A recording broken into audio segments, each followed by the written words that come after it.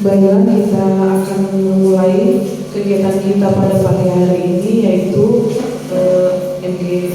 kegiatan MGMP Matematika yang kita laksanakan setiap 1 bulan sekali. Selamat pagi kami ucapkan kepada Bapak Ibu Guru sekalian, anggota MGMP Matematika.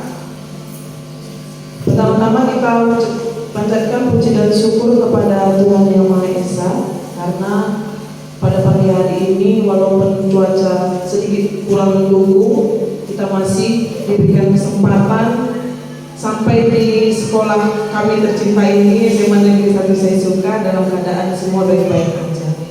Jadi kami mewakili sebagai tuan rumah SMA Negeri 1 Seisuka, kami mengucapkan terima kasih atas kedatangan Bapak dan Ibu Guru sekalian.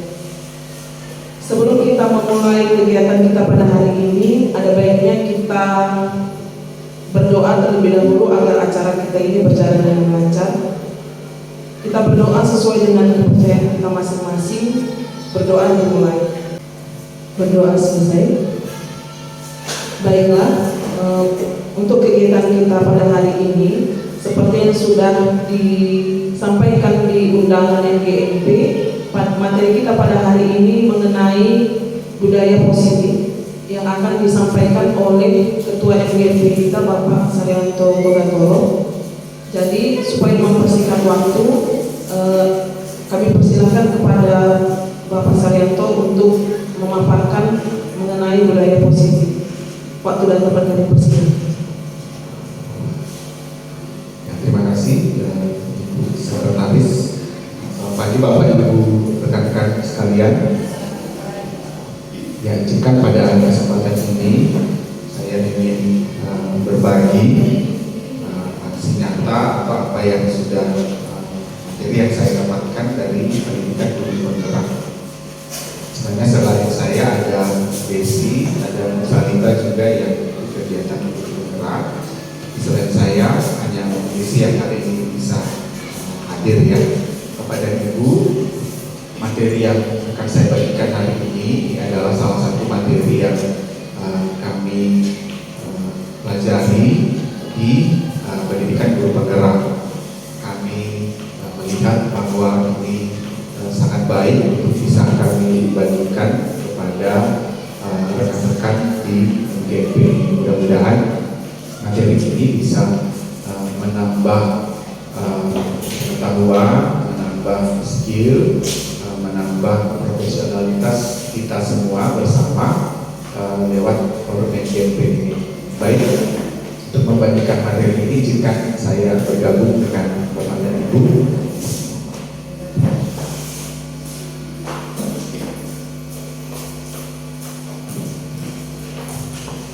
Ya Bapak dan Ibu sekalian, materi ini mungkin bukan hal yang baru bagi Bapak Ibu sebagian, tapi bisa jadi menjadi penguatan kembali bagi kita bersama di sini. Saya mohon izin kegiatan ini saya rekam karena akan saya masukkan dalam aksi nyata IPMM, juga sebagai aksi nyata di LMS saya di kegiatan pendidikan guru penggerak. Bapak dan Ibu, judul materi kita hari ini adalah budaya positif. Nah, beberapa hal nanti di dalam budaya positif ini yang bisa kita pelajari, ya.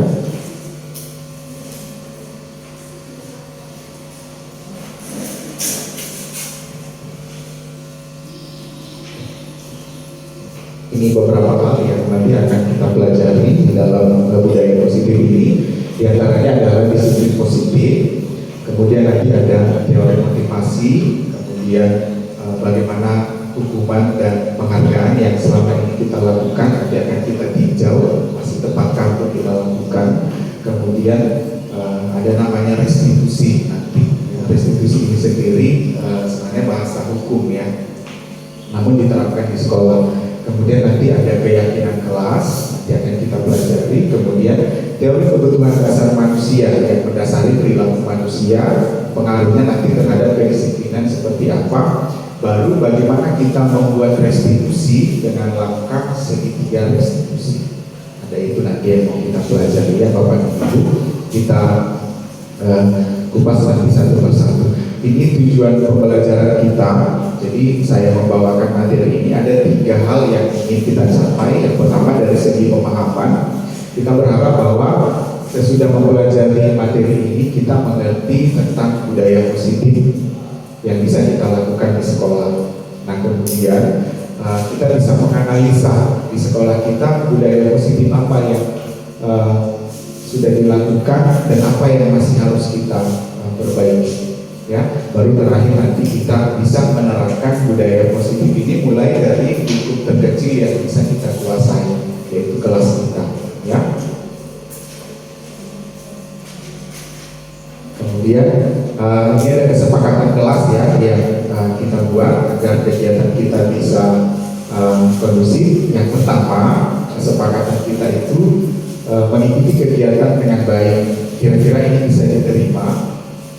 Kalau tidak bisa maka kita hapus kesepakatan kelasnya. Kira-kira bisa diterima ya, kita sepakati. Kemudian menghargai pendapat orang lain. Kalau nanti ada bertanya, kemudian memberikan pendapat, masukan dan ternyata berbeda, maka harus saling menghargai perbedaan pendapat. Bisa ya? Bisa. Kemudian berbicara saat sudah dipersilakan. Jadi kalau nanti ingin mengajukan pendapat, masukan, pertanyaan atau jawaban, maka boleh berbicara sesudah dipersilakan. Bisa diterima ya.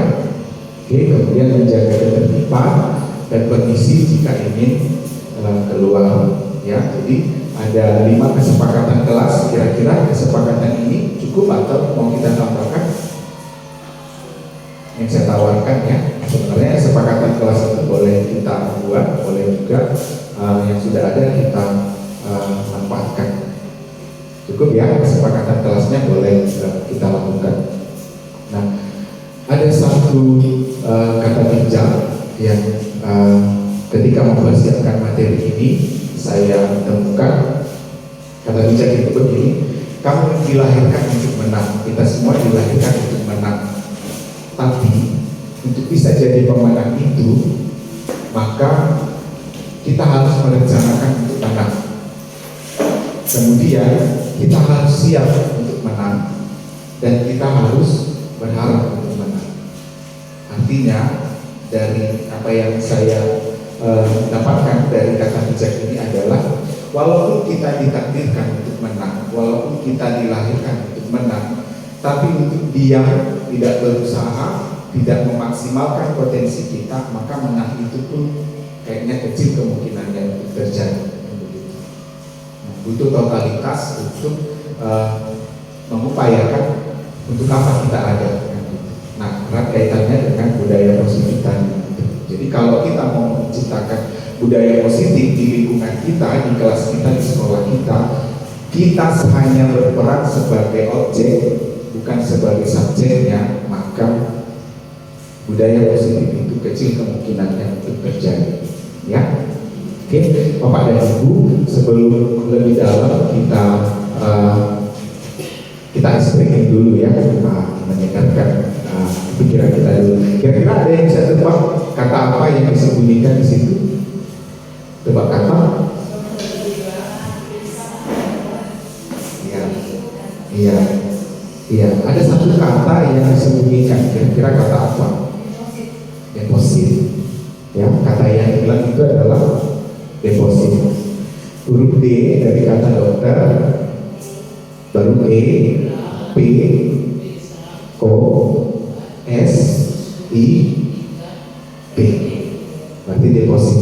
Ya, dari deposit. Oke, bisa ya? Tepat. Oke, konsentrasinya jalan berarti. Oke, sekali ya nanti kita akan pelajari reward and punishment ya. Oke, yuk. Kira-kira ini apa?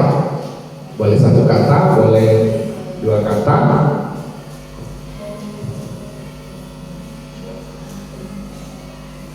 Yang bisa nebak, boleh pulang duluan. Yuk. Benda pertama tahu ya?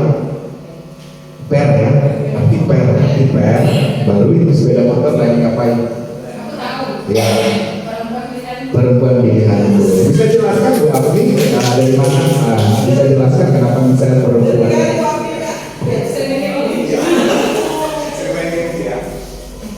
Itu kan pair, dan itu pairnya di rem. Pair, rem. Itu kan dua dia diganti dengan P.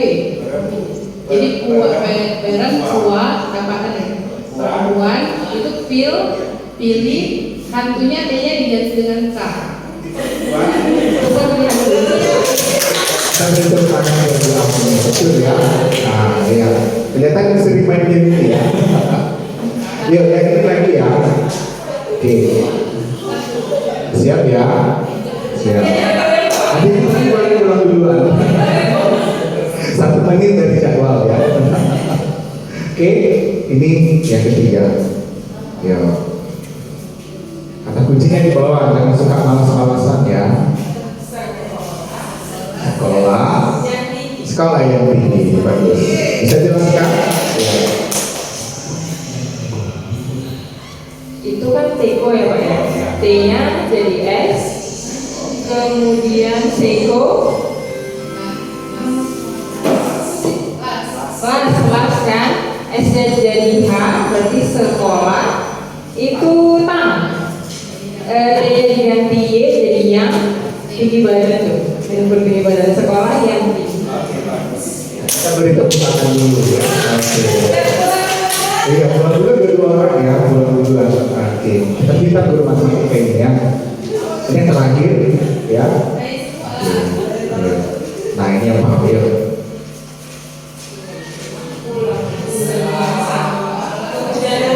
Pulang sekolah kehujanan ya, pulang sekolah kehujanan. Oke, kita beri tepuk tangan untuk kita. Iya, oke ya. Pulang sekolah kehujanan ya, mudah-mudahan pulang ini nggak kehujanan lagi, perginya saya kehujanan ya. Baik Bapak dan Ibu, kita masuk ke materi yang pertama, yaitu disiplin positif ya. Disiplin positif. Bapak dan Ibu, kalau dengar kata disiplin, apa yang pertama terlintas dalam pikiran kita? Aturan, kemudian waktu, disiplin waktu ya. Lagi kira-kira aturan, waktu, kewajiban, tugas, apalagi kira-kira? Hanya itu ya. Disiplin, ada waktu, ada tugas, ada kewajiban, ada aturan yang membuat kita disiplin, kan gitu ya. Oke. Nah, kita ke permainan dulu supaya kita dapat ya. Coba Bapak dan Ibu bayangkan sesuatu yang sangat berharga bagi Bapak Ibu, tapi di dalam pikiran saja. Bayangkan di dalam pikiran benda yang sangat berharga bagi Anda. Bisa itu benda yang selama ini disimpan, atau bisa jadi sebuah rahasia yang orang lain tidak pernah Bapak Ibu sampaikan. Saya kasih waktu 2 menit untuk memikirkannya. Benda apa kira-kira, tapi simpan aja dalam pikiran. Gak usah dulu disebutkan. Coba diingat-ingat kira-kira apa benda berharga, paling berharga yang selama ini Bapak dan Ibu jaga baik-baik.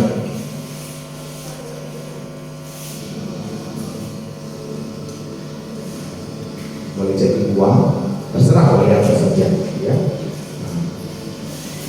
Dan boleh saja itu rahasia yang selama ini kita simpan kan.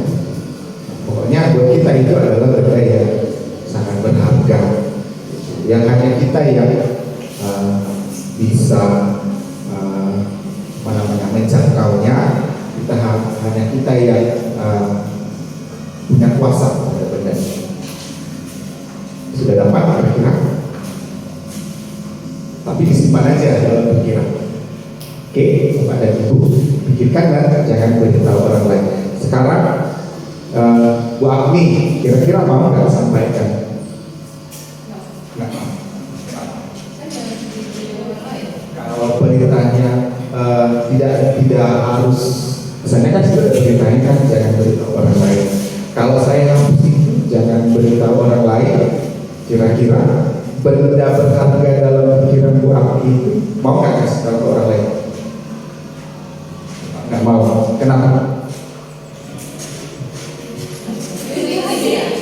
Berarti rahasia ya, berarti bedanya rahasia. Kan ada kan boleh saja nggak rahasia kan gitu. Ya, berarti Bu Aki tetap nggak mau ngasih tahu gitu. Kalau itu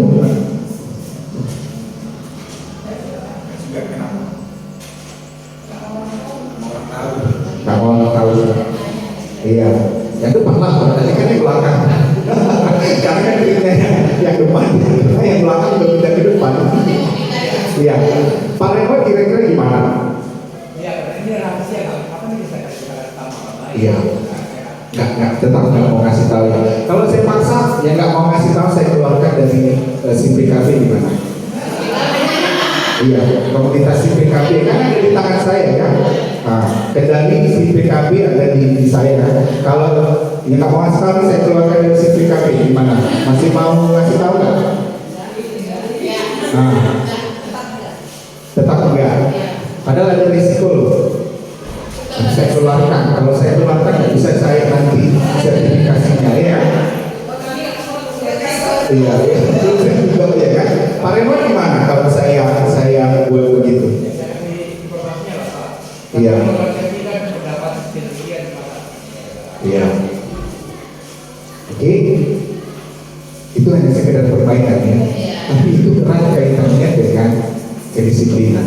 Kira-kira dari perbaikan tadi apa yang dapat kita simpulkan? Nanti kaitannya dengan disiplin. Ada yang bisa sampaikan apa yang dipelajari dari perbaikan itu?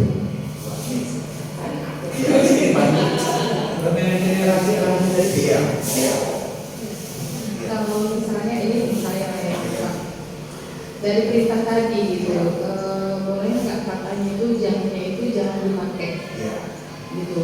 Kan selama ini kita menghindari kata jangan, nah itu terlalu kreatif. Nah, jadi jangan diberitahu ke orang lain atau diganti dengan kata yang positif gitu. Nah misalnya simpan rahasianya sendiri gitu, jangan menggunakan kata jangan. Itu yang ditangkap dari permainannya. Kalau ibu apa yang ditangkap dari permainannya?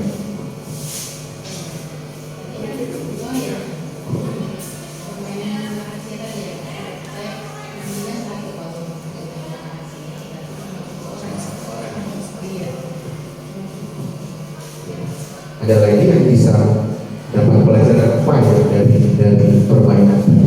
Desi boleh sampaikan?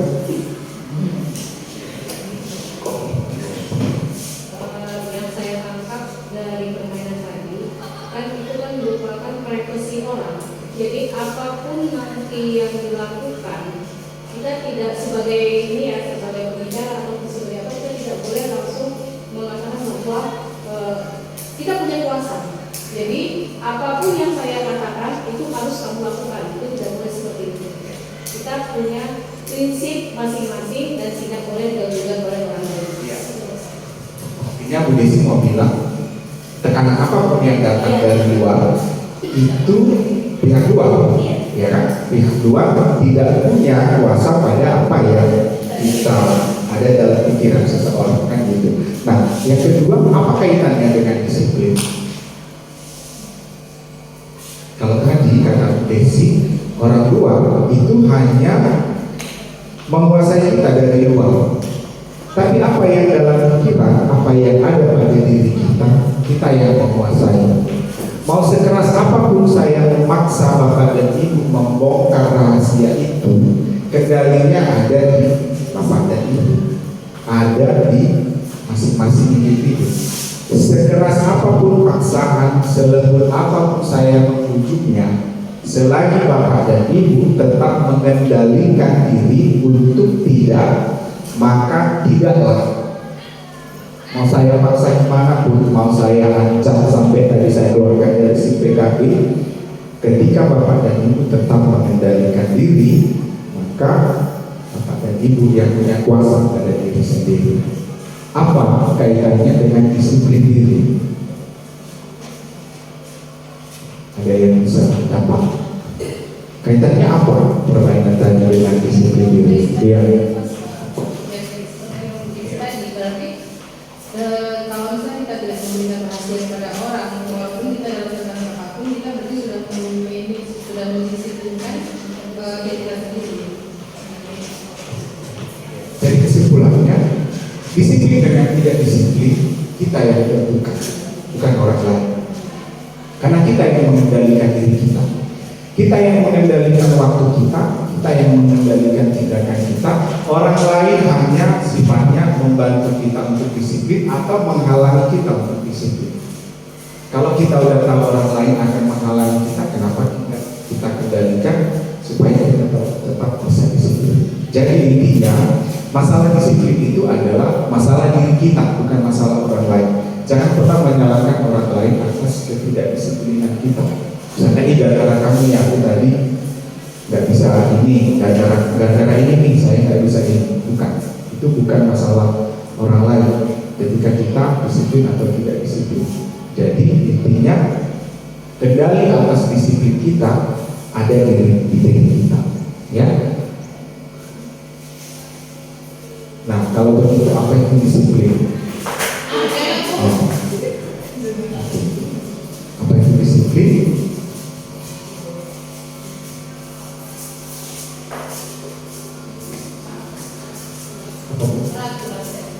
Taat pada sesuatu yang masih bolehkah kita sebut itu disiplin? Tadi kita sepakat bahwa disiplin itu adalah kendali kita, kendali pada tindakan kita.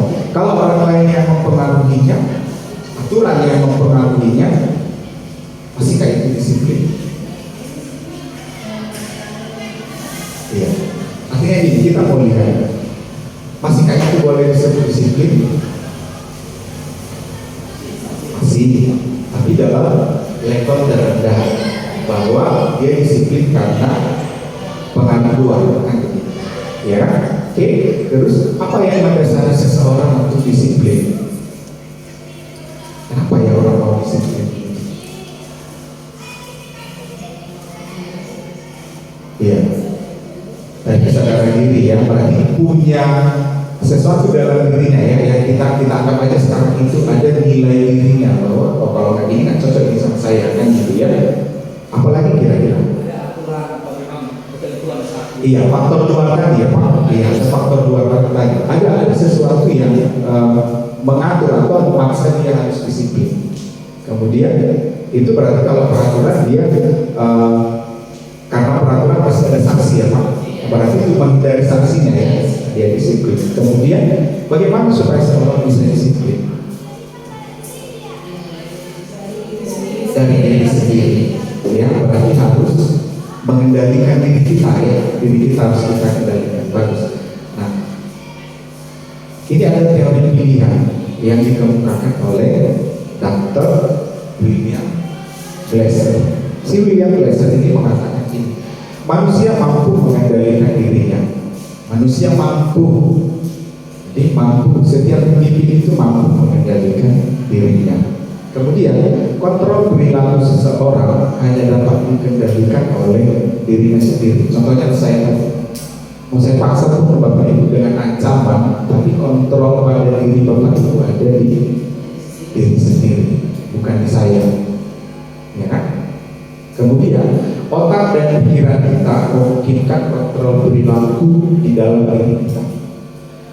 Kemudian meskipun dunia luar mempengaruhi kita adalah satu-satunya yang bertanggung jawab atas tindakan kita sendiri. Jadi tidak boleh nyalakan orang, tidak boleh nyalain kawan, tidak boleh nyalain ini. Ya kenapa kita mau nggak disiplin kan? Ya. Kemudian yang berikutnya, selama ini guru mengalami ilusi dalam mengontrol murid. Kita merasa bahwa oh murid ini kan karena saya perintahkan. Ya apa aja ilusinya? Ini dia. Ilusi yang dialami guru dalam mengontrol murid. Kalau ilusi berarti ini tidak sesuai ya. Kalau ilusi kita melihat itu ternyata bukan itu kan ya. ya, kayak fata morgana ya, kalau namanya ilusi, ya, atau seperti apalah namanya, berhalusinasi, ya. Apa saja ilusinya? Yang pertama, guru merasa bahwa selama ini guru bisa mengontrol murid. Ingat tadi yang kita bilang, yang bisa mengontrol kita adalah diri kita sendiri. Yang bisa mengontrol murid adalah murid itu sendiri. Gak bisa kita mengontrol dia. Kamu besok datang tepat waktu ya. Kita hanya memberi instruksi. Yang membuat dia datang besok pagi bukan kita, tapi dirinya sendiri. Jadi kita jangan salah gitu. Perintah kita itu bukan itu yang membuat dia bisa disiplin, tapi prakarsa dirinya sendiri kepada dirinya. Ya, jadi bukan kita yang mengontrol murid, tapi murid itu sendiri yang mengontrol dirinya. Kemudian semua penguatan positif, efektif dan bermanfaat. Gak semua hal yang positif kita berikan itu efektif dan bermanfaat. Contohnya tadi pemberian hadiah positif ya, memberi hadiah, memberi apa namanya, kamu udah sampai nih kasih ini, tapi bisa jadi itu berbahaya. Ya, nanti kita lihat kenapa itu berbahaya ya. Kemudian kritik dan membuat orang merasa bersalah dapat menguatkan karakter. Membuat murid merasa bersalah itu justru tidak menguatkan karakter. Kamu lagi setiap hari terlambat, kamu tiap hari nggak bisa ngerjain PR. Latihanmu segini-segini aja, dari 3 tahun kamu sekolah di sini, nilaimu segini-segini aja. Kamu ya tidur aja setiap belajar matematika, tidur aja kamu memang gak berharga, gak punya apa-apa. Kita merasa dengan membuat seperti itu dia sadar, ternyata bukan kesadaran yang muncul, tapi harga diri yang semakin jatuh, atau prakarsa diri yang semakin lemah. Identitas yang dia terima pada dirinya adalah identitas sebagai orang yang gagal. Dia gak akan mau ngapa-ngapain lagi, karena yang dia tahu adalah dia orang yang gak bisa pelajaran matematika, dia orang yang gak punya kemampuan di matematika, dia orang yang gak bisa ngerjain PR. Ya. Kemudian orang dewasa memiliki hak untuk memaksa. Itu yang kita yakini selama ini ya. Kamu yang masih kecil sudah melawan. Kamu sama orang tua gak ada sopannya. Kamu pikir kamu udah lebih hebat dari saya. Saya usianya udah sekian. Kenapa kalau usia kita sekian? Ya, anak-anak sekarang kan cepat kali pintarnya ya. Ya. Karena orang dewasa itu belum tentu, iya, tidak selalu benar, tidak selalu lebih hebat dari anak-anak atau dari orang yang usianya jauh di bawahnya.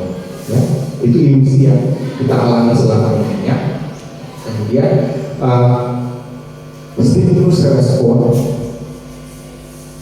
terhadap teori kontrol. Kalau yang tadi kita itu stimulus respon, kita kasih stimulus dia merespon. Ya, bedanya dengan teori kontrol di sini. Kalau di stimulus respon, kita menganggap bahwa kebutuhan kita sama, kebutuhan murid itu sama semua. Tapi kalau di teori kontrol, kebutuhan mereka beda-beda. Jadi jangan disamakan. Kebutuhan setiap anak itu beda-beda, jangan disamakan. Hasilnya juga jangan disamaratakan. Ya. Kemudian semua orang melihat hal yang sama pada stimulus respon. Bapak dan Ibu kalau melihat itu, kita melihat ke arah yang sama. Bapak Ibu beda-beda yang dilihatnya. Ya. Ada yang melihat hanya tulisan, semua orang melihat hal yang sama. Ada orang yang jauh lebih dalam. Ada orang yang gak lihat apa-apa, hanya lihat warnanya.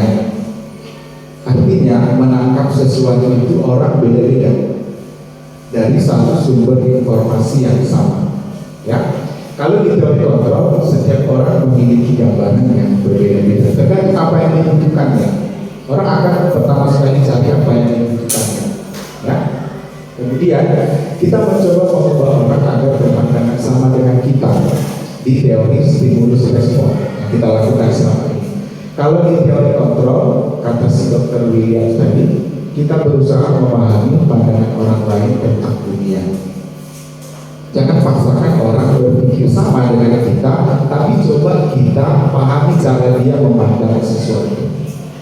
Ya, itu. Kemudian perilaku buruk dilihat sebagai suatu kesalahan. Kalau kita selama ini ya kalau perilaku buruk itu sebagai kesalahan. Tapi kalau di teori kontrol, setiap perilaku itu ada tujuannya. Kenapa anak tidur di kelas kita? Dia punya tujuan. Kenapa anak nggak mau mengerjakan PR sama kita? Dia punya tujuan. Kalau kita memandangnya itu sebagai sebuah kesalahan, tapi mari kita lihat apa tujuan dia melakukannya. Bisa jadi itu adalah cara yang terbaik yang bisa dia buat untuk mendapatkan kebutuhannya. Jadi jangan lihat dari salahnya, karena salah dan benar itu sekarang sudah agak abu-abu kan gitu ya. Nah, tapi mari kita lihat tujuannya. Apa kebutuhan dia yang berupaya dia penuhi dengan melakukan tindakan yang kita sebut sebagai kesalahan tadi. Kemudian orang lain bisa mengontrol saya seperti tadi. Itu di teori stimulus respon. Tapi di teori pilihan hanya saya yang bisa mengontrol, mengendalikan diri saya sendiri. Orang lain itu hanya memberi informasi, berusaha memberi pengaruh kepada saya, ya. Tapi yang betul-betul mempengaruhi diri saya, ya saya sendiri. Kemudian saya bisa mengontrol orang lain. Ternyata sebenarnya adalah nggak bisa. Kemudian pemaksaan ada pada saat rujukan yang gagal. Kalau di teori stimulus respon, kalau udah nggak berhasil seperti tadi ya, saya coba bujuk Agni, mau nggak kasih tahu hasilnya apa, baru nggak berhasil juga, masuklah paksaan kan gitu ya. Kalau nggak kamu kasih tahu, saya keluarkan dari disiplin AB, nah, gitu. Itu di teori stimulus respon. Kalau di teori kontrol, kolaborasi.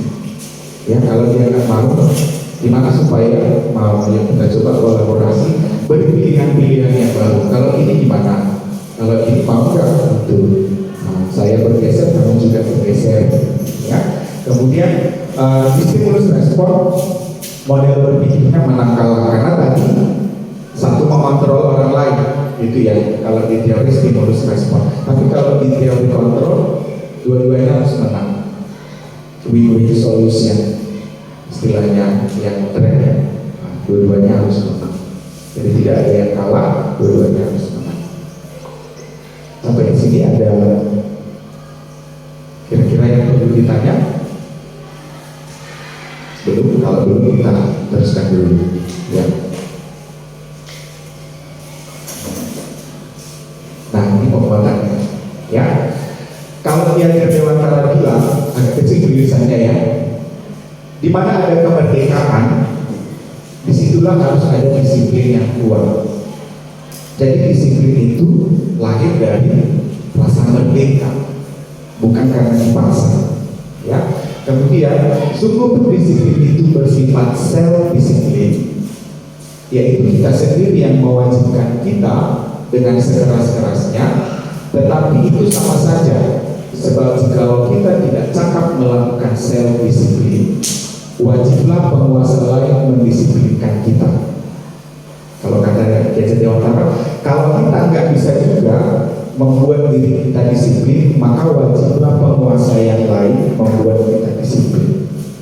Maka yang paling utama dituju adalah self disiplinnya. Ya, dan peraturan demikian itulah harus ada di dalam suasana yang merdeka. Balik lagi, setiap kita kan punya kemerdekaan ya untuk menentukan saya mau disiplin apa enggak, karena kontrolnya ada di dalam diri kita.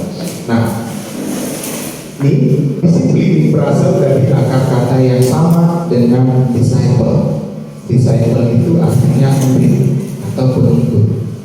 Ya, tadi disiplin itu tindakannya, disciple itu orangnya. Jadi murid memang berasal dari disiplin dan murid berasal dari satu akar kata yang sama, yaitu disciple. Kalau sekarang bilangnya student ya, tapi sebenarnya akar katanya adalah disciple. Kemudian disiplin positif tidak harus dengan memberi hukuman atau pada ibu. Ya, kita beralihlah kita ya. Sekarang tidak lagi masanya memberi memberi hukuman.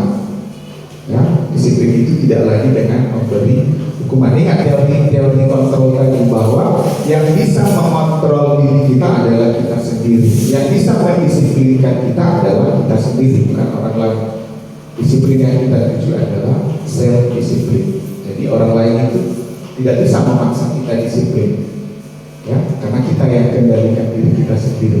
Kemudian sesuatu yang dilakukan seseorang kepada orang lain untuk mendapatkan kepatuhan, itulah disiplin.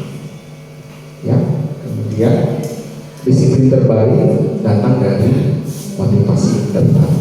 Ya, balik lagi ke itu tadi, ya, dari dalamnya. Oke, ada pertanyaan di sini? Dari disiplin dulu, ya. Ingat tadi kita mau membangun apa? Budaya positif. Budaya positif kita bangun dari kita dulu. Kemudian ada dua orang yang sama-sama membangun kedisiplinan. Nah, akhirnya kalau semuanya melakukan kedisiplinan diri, maka akhirnya jadi sebuah gerakan bersama, kan? Nah, kalau itu dilakukan berulang-ulang, maka akhirnya terjadilah sebuah kebudayaan di tempat itu, ya, kebudayaan yang positif. Ada pertanyaan kira-kira? Iya. Poin yang kedua itu kan disiplin positif tidak harus dengan memberi hukuman.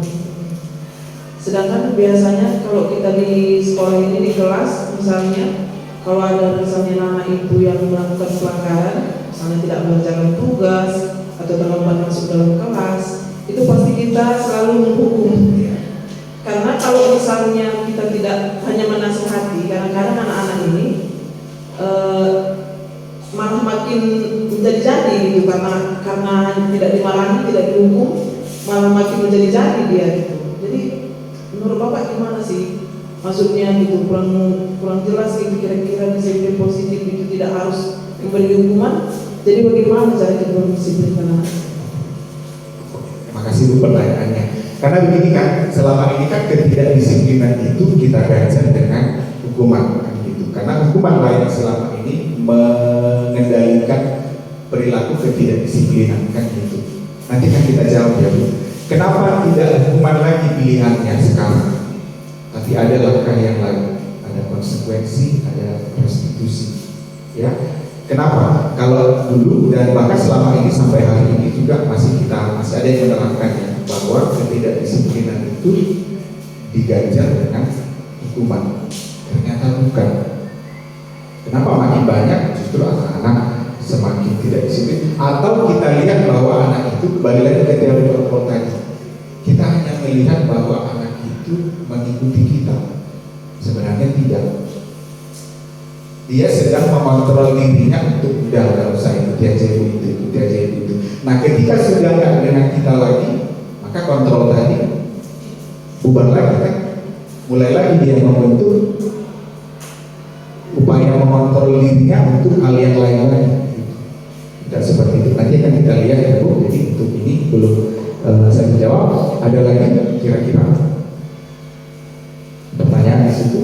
Kalau tadi disiplin positif itu sekarang tidak lagi dengan hukuman. Ya, kenapa kita simpan dulu? Kenapa nggak hukuman apa? Karena kan selama ini kita lakukan hukuman, kita beri hukuman, lanjut. Ya, kita lanjut dulu.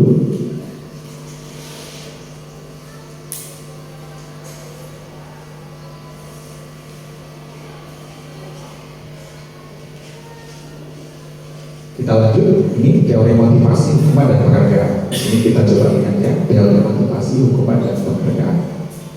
Nah ini, coba kita cari tahu apa yang memotivasi seseorang berdisiplin. Tadi udah kita coba, kira-kira apa? Tadi yang pertama yang kita sebutkan apa? Menghindari hukuman, kan? Takut dihukum, ya udah datanglah tepat waktu, daripada nanti saya disuruh mencabut rumput, membersihkan kamar mandi, maka datanglah saya cepat-cepat. Kira-kira selain itu apa? Pengen dapat penghargaan ya, pengen dapat pujian, pengen dapat pengakuan bahwa saya adalah orang yang disiplin. Satu lagi tadi yang disebutkan Bu apa? Ada nilai dalam dirinya sendiri, ada sesuatu yang diyakini. Kalau enggak ini udah nggak benar ini ya. Kalau dan saya datang jam 10 sementara kegiatannya jam setengah 10, ya kan? Maka udah nggak merasa bersalah kan gitu. Ada sesuatu yang di dalam dirinya bergejolak, itu nggak benar, nggak nyaman dengan diri kan gitu. Ya, kemudian apa yang diharapkan seseorang dengan mendisiplinkan diri? Ya tanya, ya. Satu apa? Pujian tadi, ya. Atau ada yang motivasi lain selain pujian itu, ya. Pasti ada yang diharapkannya, misalnya, ya. Kemudian apa yang dihindari seseorang dengan mendisiplinkan diri? Hukuman tadi, sanksi, ya. Kalau kita mungkin takut dimarahin kepala sekolah kan, gitu kan, jadi panggil kepala sekolah, masuk pulang ke ruangan kepala sekolah kan, iya, ditulis pulang ya kan, dapat surat peringatan pulang, gitu, ditandai pulang ya kan. Nanti kalau saya yang mau naik golongan, nggak mau bapak itu tanda tangan, ya kan.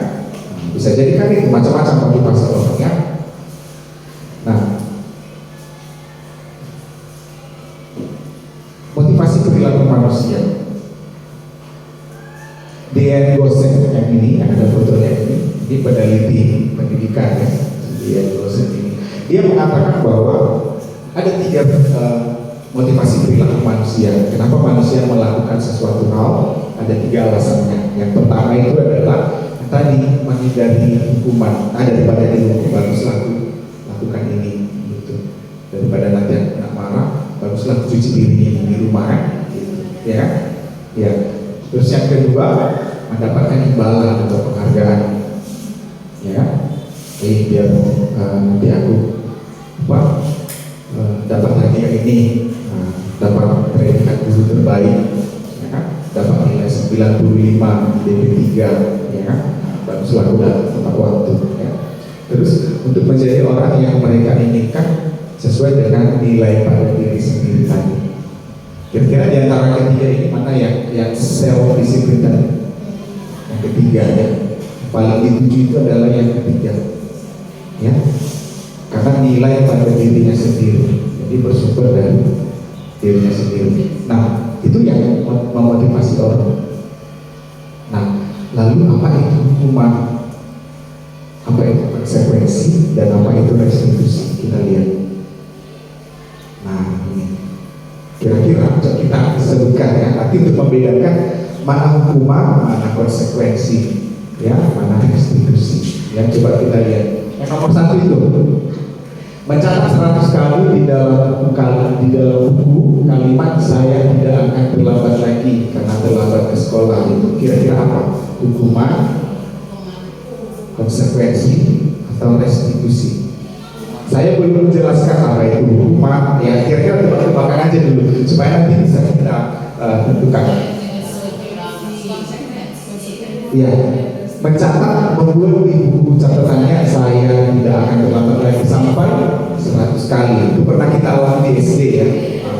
Ya, kira-kira itu apa? Konsekuensi. Kalau Ibu Miss menyebut itu konsekuensi, alasannya apa?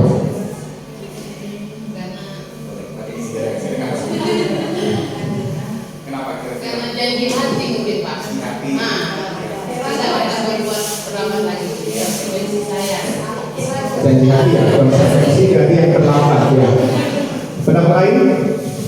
Ya Pak Erwan. Karena sampai 100 kali dulu sudah kecapean kita. Itu fakta hukum.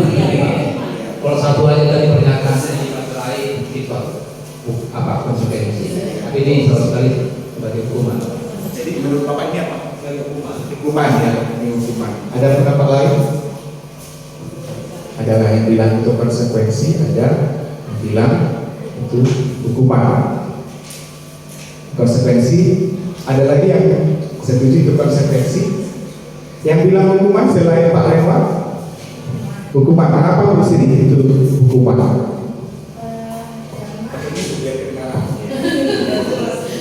Menurut saya itu hukuman karena sanksi yang diberikan kali itu tidak berhubungan dengan pembelajaran atau tidak ada manfaat sama sekali pada anak tersebut. Kalau menurut Bu Sri tadi katanya gini, tindakan yang dilakukan itu gak ada kaitannya dengan Nah itu kan terlambat. Kira-kira mencatat 100 kali itu dengan terlambatnya ada kaitannya enggak? Itu kalau kata Muslim ya. Oke. Jadi yang pertama ini termasuk hukuman, konsekuensi, atau antara dua itu aja lah, hukuman atau konsekuensi. Itu hukuman, tempat yang dibilang Muslim. Hukuman nggak ada kaitannya dengan kesalahannya. Kan kesalahannya terlambat, hukumannya mencatat. Ada kaitannya. Jadi hukumannya nggak memperbaiki kesalahannya. Gitu. Ya, bisa jelas ya. Udah dapat satu ya Bu. Kenapa hukum? Karena hukuman nggak menjawab apa yang menjadi kebutuhan si anak. Gitu. Ya. Kalau yang kedua, lari mengelilingi lapangan basket 2 kali karena terlambat hadir di sekolah. Langsung jelas ya, hukuman ya. Nah, alasan pertama tadi dengan Musri, karena gak ada kaitannya dengan pelanggarannya. Kenapa kita kasih tindakan itu? Ibarat kalau dokter, dia sakitnya ini, kita kasih obatnya ini kan gak nyambung gitu. Jadi gak akan menyembuhkan gitu. Hukuman itu gak menyembuhkan. Terjawab ada dua ya. Satu, gak ada kaitannya. Yang kedua, itu gak menyembuhkan sakitnya si anak. Malah nambahin sakit yang baru, yaitu kalau dia lari. Ini yang terjadi yang di TV barusan ya, yang sampai kaki anaknya melepuh karena disuruh lari lapangan di siang hari tanpa pakai sepatu. Akhirnya kaki anaknya melepuh gara-gara anaknya gak ikut kegiatan kerohanian. Kan kegiatan pelanggarannya adalah yaitu kegiatan kerohanian. Hukuman yang diberikan adalah lari, gak ada kaitannya gitu. Ya, jadi yang kedua itu jelas ya, hukuman. Oke, yang ketiga, membersihkan coretan yang dibuatnya di meja tulis. Konsekuensi. Kenapa konsekuensi? Iya, berkaitan kan? Pelanggaran dia adalah mencoret, maka iya, sebagai akibat dari kelakuannya dia harus bersihkan gitu. Menebus kesalahan gitu. Iya. Kalau hukuman tadi nggak menebus kesalahan itu nggak mengubah apa-apa. Coretan ya tetap ada. Dia menderita karena tindakan hukuman yang dialaminya. Masalah ini nggak selesai, masalah baru timbul. Itu ya, jelas kenapa tidak pas lagi memberi hukuman. Kemudian murid diminta push up 15 kali karena tidak menggunakan masker ke sekolah. Hukuman nggak ada hubungannya ya. Jelas ya, langsung nangkap ya. Kemudian mengganti kertas teman yang dicoret-coret, konsekuensi ya. Kemudian berjemur di lapangan basket pukul 12 siang hari karena mengobrol dengan teman. Ini yang terjadi tadi ya, masih tinggi ya. Hukuman, murid diminta bertelanjang kaki sepanjang hari karena tidak menggunakan sepatu warna hitam sesuai peraturan sekolah. Yo, itu konsekuensinya atau hukuman? Nah, yo, mulai yang abu ini ya. Itu konsekuensi atau hukuman? Hukuman kenapa Pak Lema? Hukuman. Tadi yang hukumannya. Ya. Ketika memakai sepatu sesuai Ya. warnanya, bukan disuruh berjemur kaki. Ya. Berarti nggak ada hubungannya. Gak ada hubungannya. Nah, dari yang lain gimana? Konsekuensi kenapa aku siap ini? Ada kaitannya. Tidak pakai sepatu, kemudian Disuruh bertelanjang kaki. disuruh bertelanjang kaki. Iya, jadi konsekuensi. Iya.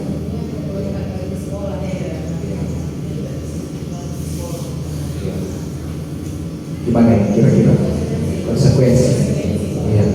Sebuah tindakan bisa jadi hukuman, bisa jadi konsekuensi. Tergantung bagaimana kita melakukannya.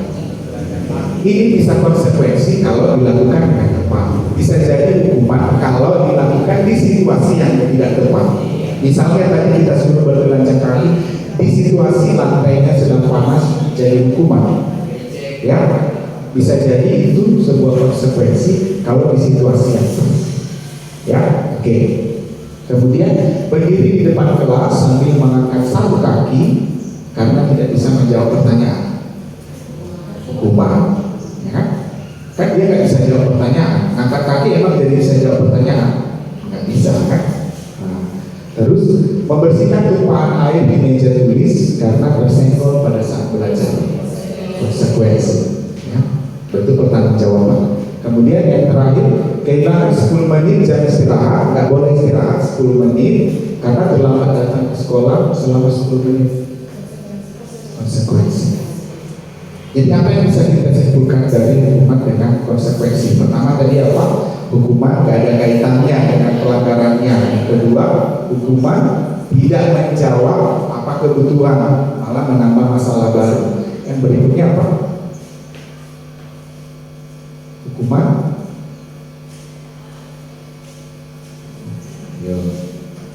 ada banyak. Hukuman tidak menyelesaikan masalah, ya, nambah masalah sama kita, ya kan? Kita hukum dia, harus kita pantau lagi dia menjalani, dia efeknya panjang, ya. Secara psikologis anak itu kalau dihukum dia akan memberontak, ya, karena dia nggak suka, nggak ada yang suka dihukum kan, ya. Keuntungan konsekuensi apa? Kita menerapkan konsekuensi. Satu, menjawab kebutuhan siswa. Yang kedua, tidak menimbulkan masalah bagi kita dan anak, ya kan? Kemudian yang ketiga, mengajar tanggung jawab. Kan kamu yang melakukan, kamu yang numpangkan, bersihkan aja, ini kan selesai masalahnya kan? Nah, airnya numpang, kamu kan beli airnya isi lagi ke sana atau belikan dia uang, kan selesai masalahnya. Ya, jadi konsekuensi mengajarkan murid untuk bertanggung jawab. Ya, jadi jelas ya. Kenapa kita bergerak jangan lagi ngasih hukuman, tapi suruh dia melakukan konsekuensi atas apa kesalahannya. Ya, kalau kamu merusak barang temanmu, maka kamu perbaiki, ganti. Ya, oke. Bagus sekali ya kalau kita terapkannya. Nah, iya. Restitusi, nanti ada ini ya, tapi saya kasih aja dulu sedikit. Restitusi itu gini, kalau di bahasa hukum ya, restitusi itu bayar kompensasi ganti rugi, agak naik ke atas dari konsekuensi. Bedanya dengan konsekuensi bisa aja kita yang menentukan, tapi kalau restitusi dia yang si pelaku yang mencari restitusinya apa, sepakatlah sama korban. Iya, beda ya. Kalau konsekuensi bisa jadi saya yang menentukan, boleh juga dia yang menentukan, boleh juga apa yang tertulis di peraturan konsekuensinya. Tapi kalau restitusi kita ajak dia sampai dia mengerti kira-kira apa, kompensasinya apa. Gitu. Ini sedikit lagi lebih tinggi dari kompensasi. Jelas ya? Nah ini, oke, identitas beda antara hukuman, konsekuensi dan restitusi. Di hukuman, identitas yang tercipta itu identitas gagal. Kalau anak murid kita dihukum, maka orang-orang akan melihat dia rasain kan kamu malunya sama kawannya itu. Tapi kalau dia melakukan konsekuensi, dia bangga, dia bisa menyelesaikan masalahnya. Apalagi kalau sampai ke tahap restitusi, dia memperbaiki situasi. Ya, nah, ini dia. Murid belajar menyembunyikan kesalahan karena kita hukum, jangan kasih tahu ya, jangan kasih tahu. Kesalahan itu akan disembunyikan, jangan sampai tahu dulu. Karena kalau tahu dapat hukuman lagi kan gitu.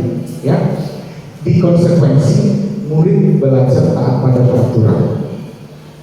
Di restitusi dia belajar memecahkan masalah.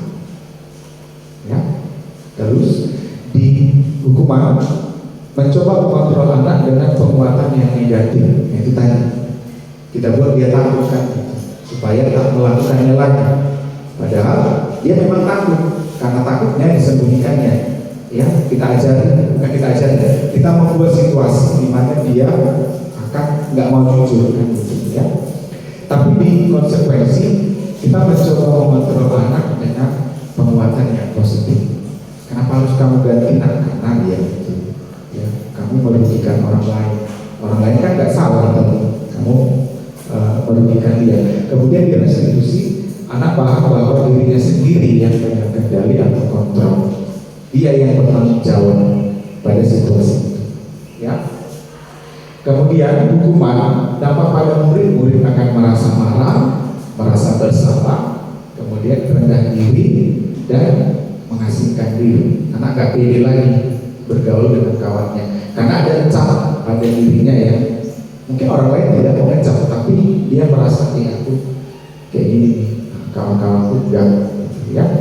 Kemudian dikonsekuensi kehilangan hak, waktu atau jeda seorang diri, kemudian ada penahanan atau detention.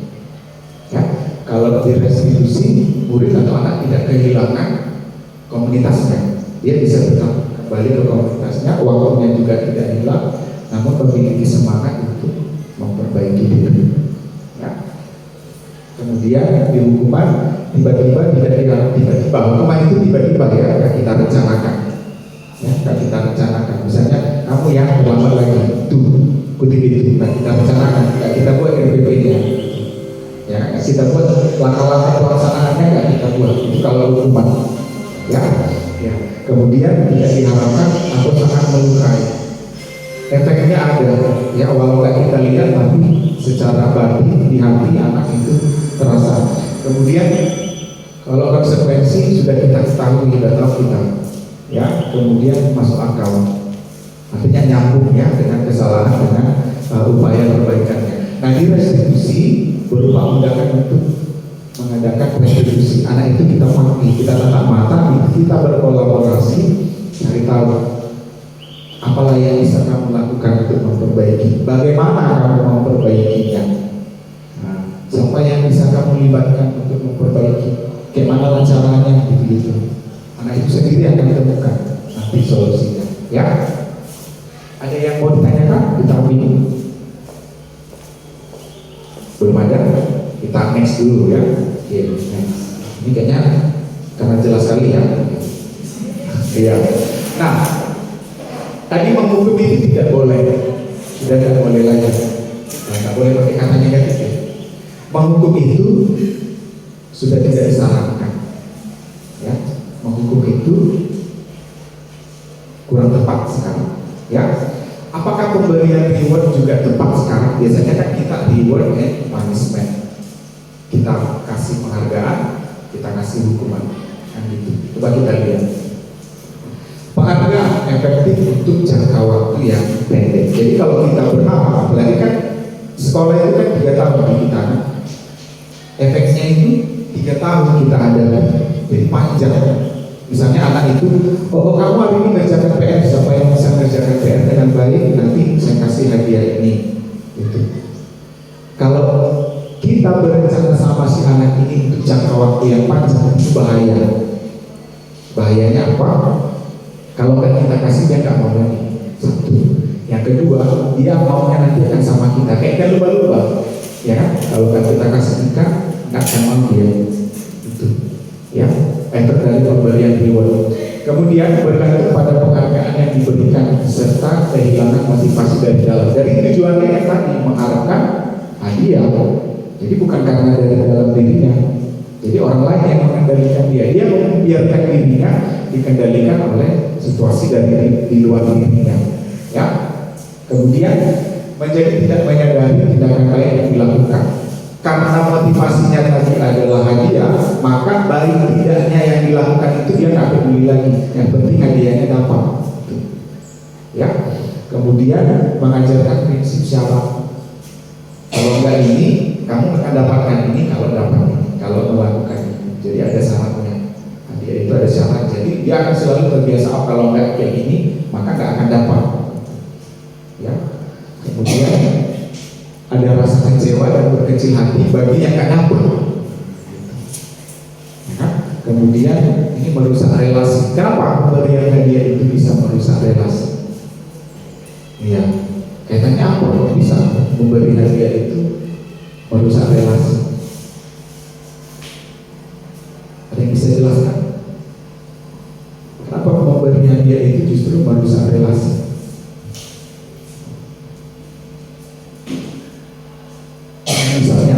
Misalnya, kalau tadi hadiahnya itu berupa pujian, misalnya di kelas kita ini aja di ruangan kita ini. Yang juara, yang selalu bisa mengerjakan PSIP itu terus saya puji-puji.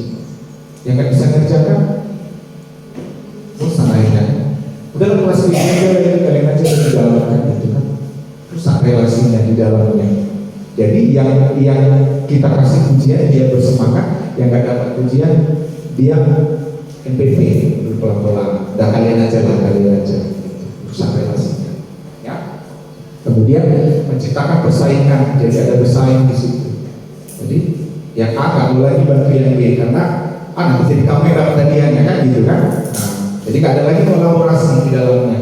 Akhirnya pakai ini mengerjakan soal SD ya, ditutup-tutupi pakai tas gitu. Nah, karena ada persaingan dalamnya. Kemudian mereka yang percaya bahwa mereka nggak bisa, ya udah tadi mundur pelan-pelan. Belum kalian aja, aku nggak bisa di situ. Nah, ya, terus mengurangi ketepatan, kualitas dan kreativitas. Yang penting siapa duluan, nah cepat dapat hadiahnya. Masalah benar tidaknya nanti aja gitu. Nah sampai kita nggak dapat hadiahnya, gitu. Ya. Nah, baru yang terakhir itu sendiri menghukum bagi yang nggak dapat. Bapak dan Ibu, ini ada sekian sekarang baru selesai kan? Nah, saya nonton itu yang Cina kalah sama Korea yang bulu tangkis kan? Pemain Cina sampai nangis, nggak bisa mengendalikan diri. Kenapa? Dia merasa terhukum. Usaha saya dengan yang juara satu samanya, poin kami beda-beda tipisnya, tapi dia dapat emas, saya nggak dapat. Gitu. Ya, jadi yang menang diuntungkan, yang kalah adalah usahanya sama, bahkan mungkin lebih keras. Hanya faktor keberuntungan yang kurang beruntung kan gitu. Jadi dia merasa terhukum dengan itu. Saya hanya dapat juara 2. Padahal usaha saya sama kerasnya dengan dia. Ya kan? Itu efek dari reward. Jadi apa bagusnya? Bolehkah kita kasih reward? Boleh sebenarnya. Rewardnya adalah kesempatan itu sendiri.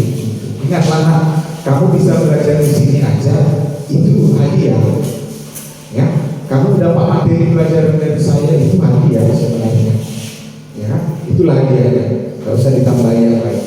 Ya, jadi kita ajarkan anak-anak jangan karena mengharapkan sesuatu maka dia mengerjakan sesuatu. Nah ini restitusi. Ya, restitusi itu apa? Restitusi adalah proses menciptakan kondisi bagi murid untuk memperbaiki kesalahan mereka. Jadi yang memperbaiki siapa? Si murid. Tugas guru di mana? Kita ajak dia melihat salahnya apa dan kira-kira apa tindakan yang bisa dilakukan untuk memperbaikinya, ya, sehingga mereka bisa kembali kepada kelompok mereka dengan karakter yang lebih kuat. Ini definisi yang diberikan oleh si yang dosen tadi. Kemudian proses kolaboratif yang mengajarkan murid untuk mencari solusi untuk masalah dan membantu murid berpikir tentang orang seperti apa yang mereka inginkan. Dia mau dirinya jadi seperti apa? Ya, nanti ada contohnya, contoh kasus kita lihat bagaimana menerapkan restitusi itu di sekolah. Ya, yang penting pengertiannya adalah di restitusi kita mengajari anak menemukan solusi bagaimana memperbaiki masalah mereka. Kesalahannya itu apa akibatnya, lalu bagaimana dia mengatasi masalah itu, menyelesaikannya. Bukan kita yang memberi solusinya, ya. Itu restitusi. Kita lanjut.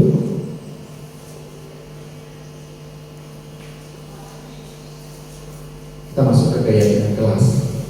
Tadi ada kita bahas awal peraturan. Nah, peraturan itu apa bedanya dengan keyakinan kelas? Kalau sekarang nggak ngetren lagi peraturan, ya. Tapi yang dibuat adalah keyakinan kelas. Nah, apa bedanya peraturan dengan keyakinan kelas itu? Sebelah sana itu peraturan, sebelah sini keyakinan kelas. Peraturan kelas, siapa yang buat? Satu pihak. Misalnya anak datang ke sekolah kita, udah ada peraturannya, ya kan? Tiba-tiba aja udah ada. Kenapa bisa ada itu? Siapa yang buat dia nggak tahu. Tiba-tiba aja tanda tangan di peraturan kita, sudah orang tuanya tanda tangan, setuju, lakukan ini, sanksinya ini segala macam. itu peraturan. Tapi kalau keyakinan kelas dibuat dan disetujui oleh semua yang terlibat di dalamnya, jadi semuanya memberikan ide ini keyakinan kelasnya. Ya, seperti yang saya bikin di awal tadi, itu sebenarnya jadinya peraturan ya, karena saya yang buat kan. Nah, tapi disetujui bersama, artinya disepakati dan dimunculkan oleh bersama. Ya, nah peraturan dia lebih detail dan konkret, poin per poin dibuat. Nggak boleh buku panjang, nggak boleh pakai ini, baju harus seperti ini, harus seperti ini. Terus dibuat secara detail. Tapi di keyakinan kelas dia dibuat secara umum saja. Misalnya tadi tentang berpakaian, sepatu harus warna ini, kemejanya harus begini, ya. Kemudian apa lagi?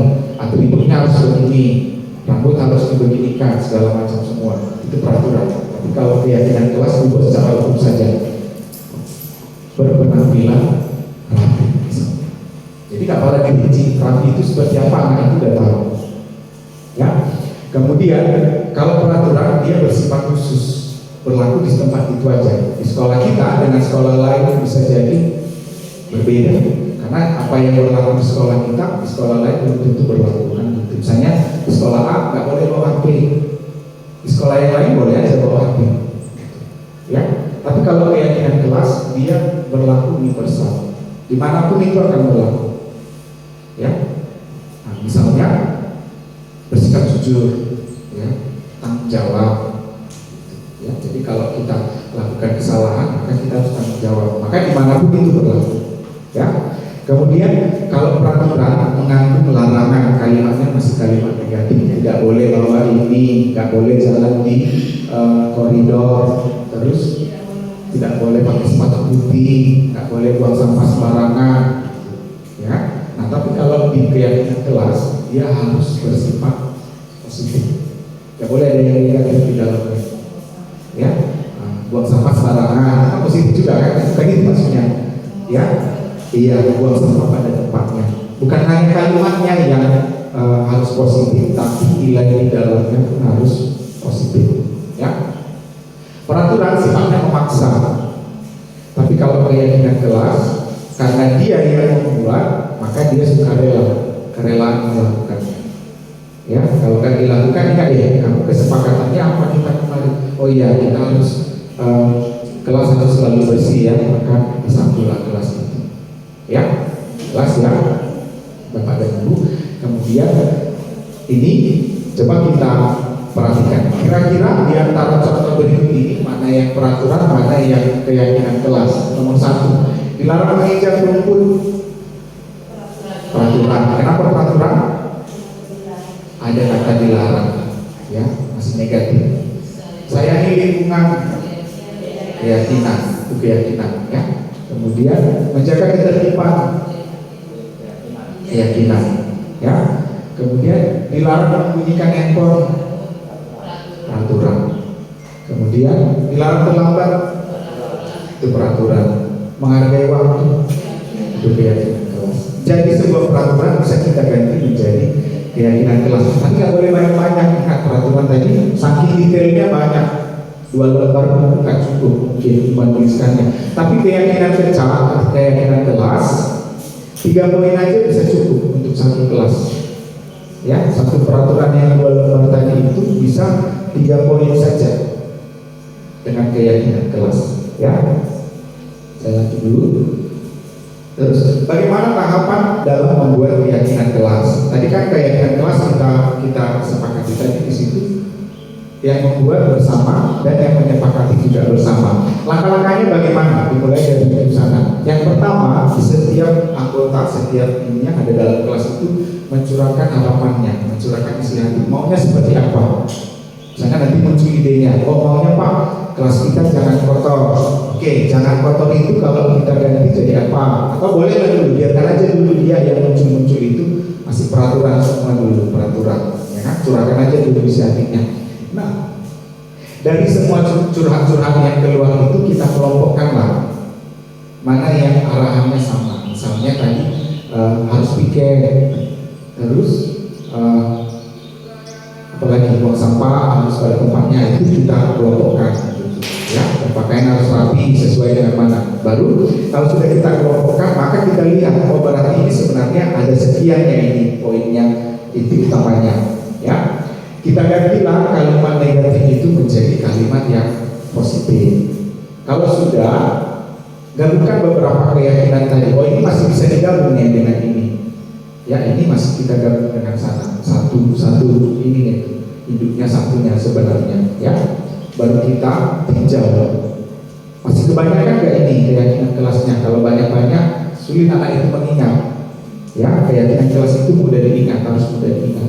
Baru kalau sudah dapat, oh sekian lah keyakinan kelas kita, ada 5 misalnya ya keyakinan kelas kita. Nah 5 ini bisa diingat. Kalau sudah oke, maka disetujui lah keyakinan kelas itu. Itulah yang menjadi keyakinan kelas.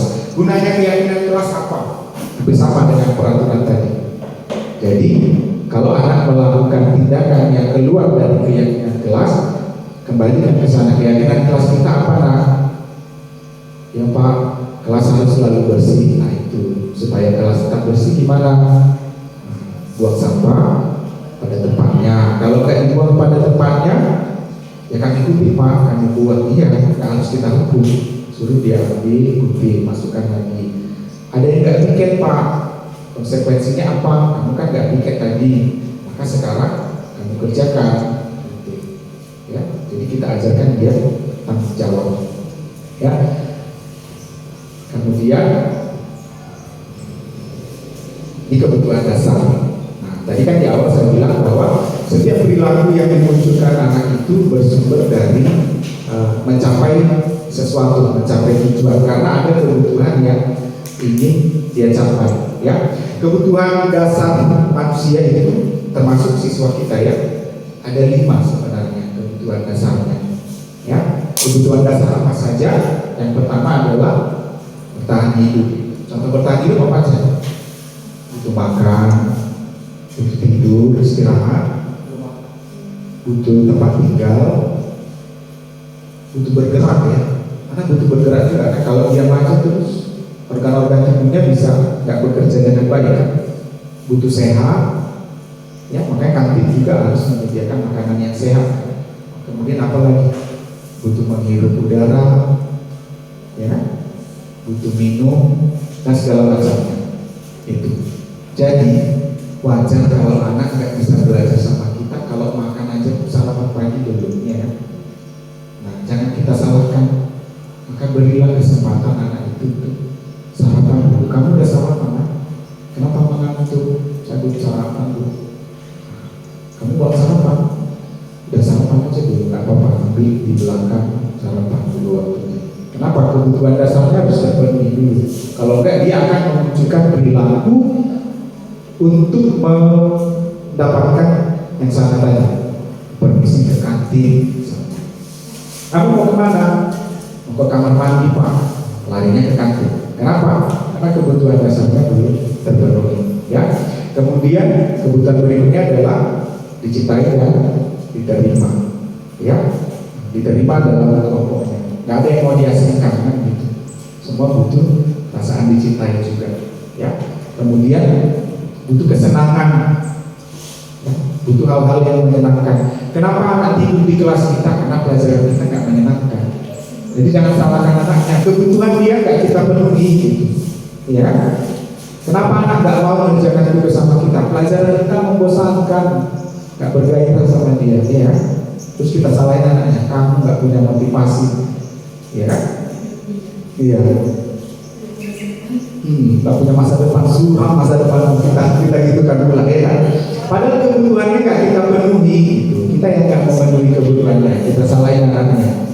Dia butuh kebebasan. Dalam belajar juga, bapak dan ibu. Jangan terlalu dipaksa anaknya dengan satu gaya belajar. Gak cocok dengan itu, gak bisa. Kamu harus tenang di situ, jangan bicara, jangan ngapa-ngapain, tengok aja ke depan. Gak bisa, dia orangnya kinestetik. Kalau gak bergerak, serasa mau mati rasanya. Dia anak kinestetik, ya. Nah, dia anak yang audiovisual. Dia harus lihat nyanyi-nyanyi, harus dengarkan suaranya, ya. kita suruh dia hanya membaca, nggak masuk akal dia, ya, dia butuh kebebasan mengekspresikan diri. Kemudian kebutuhan akan penguasaan, dia butuh juga untuk bisa menunjukkan dirinya mampu, kan gitu, ya. Jadi anak yang punya potensi kita beri kesempatan untuk menunjukkan kemampuannya, ya. 5 kebutuhan ini yang harus dipenuhi dalam diri setiap individu. Nah, coba ini ada kasus kira-kira apa kebutuhannya, ya. Ini ada si Bimo, ya. Bimo seorang anak TKG, selalu berlari keluar kelas menuju jalan raya. Jadi di depan sekolahnya ada jalan raya yang ramai dengan kendaraan. Tingkahnya membuat gurunya, yaitu Bu Ani, bingung dan seringkali lari mengejarnya. Ada beberapa kemungkinan jawaban yang diberikan Bimo. Nah, dari setiap jawaban berarti apa kebutuhannya. Coba identifikasi kebutuhan yang ingin dipenuhi oleh Bimo jika respon Bimo seperti yang di sebelah. Kita mulai dari warna merah. Tadi kan Bimo suka lari keluar kelas, gurunya suka mengejar. Nah, gurunya tanya nih, kenapa kamu Bimo selalu lari keluar kelas? Nah, jawaban si Bimo yang merah, aku senang main kejar-kejaran dengan guru, rasanya seru. Apa kebutuhan si Bimo di sini? Kan tadi kebutuhan ada 5, ya.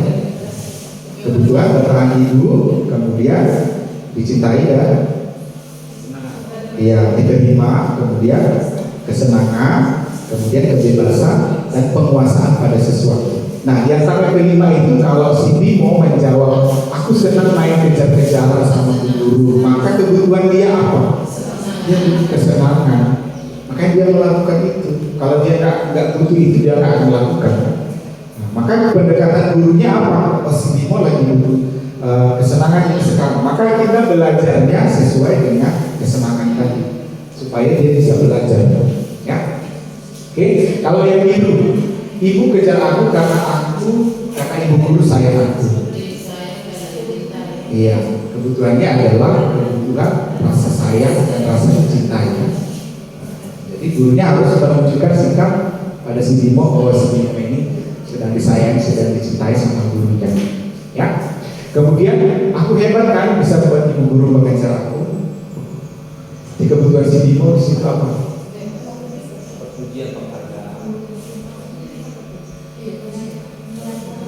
Kebutuhan tadi nggak ada pujian, ya, penguasaan, power, ya. Dia ingin menunjukkan bahwa dia bisa, ya. Kemudian yang terakhir, aku bosan belajar mewarnai terus di dalam kelas. Dia disuruh mewarnai terus. Dia pengen bebas dari mewarnai itu, nggak itu kemampuan dia, ya. Atau pada saat itu nggak itu hal yang membuat dia merasa bebas. Kebutuhan dia adalah kebutuhan rasa bebas. Ya udah, Bimo mau apa kegiatan belajarnya hari ini? Jangan mewarnai lah. Saya main air aja misalnya, ya. Kita bawa dia main air, misalnya yang tetap mendidik dia. Jadi artinya kita menyesuaikan cara belajar, cara mengajar kita dengan kebutuhan dari guru kita, ya. Udah mau habis ini, udah mulai dekat. Nah, ada 5 posisi kontrol guru dalam restitusi tadi, dalam menegakkan kedisiplinan tadi. Yang pertama, posisi sebagai penghukum, menghukum, ya, dihukum. Kemudian membuat rasa bersalah. Kemudian yang ketiga sebagai teman. Kemudian memantau. Kemudian manajer. Apa bedanya dari semua ini? Yang pertama, di posisi penghukum ini adalah kayak polisi sama penjahat. Gak boleh berkutik muridnya. Biasanya menghardik, biasanya memaksa, gak boleh ada penjelasan. Kalau salah ya salah aja, kamu terima aja, kamu salah, kamu melanggar peraturan, udah salah masih melawan lagi. Nah, itu sebagai penghukum, ya. Kemudian membuat rasa bersalah. Membuat rasa bersalah itu gimana? Kamu lah, gara-gara kamu ibu terus lagi dipanggil kepala sekolah, sampai ibu jadi wali kelas kamu. Tiap hari nasihati, tiap hari dirinya enggak juga berubah. Kapan lah kamu berubah?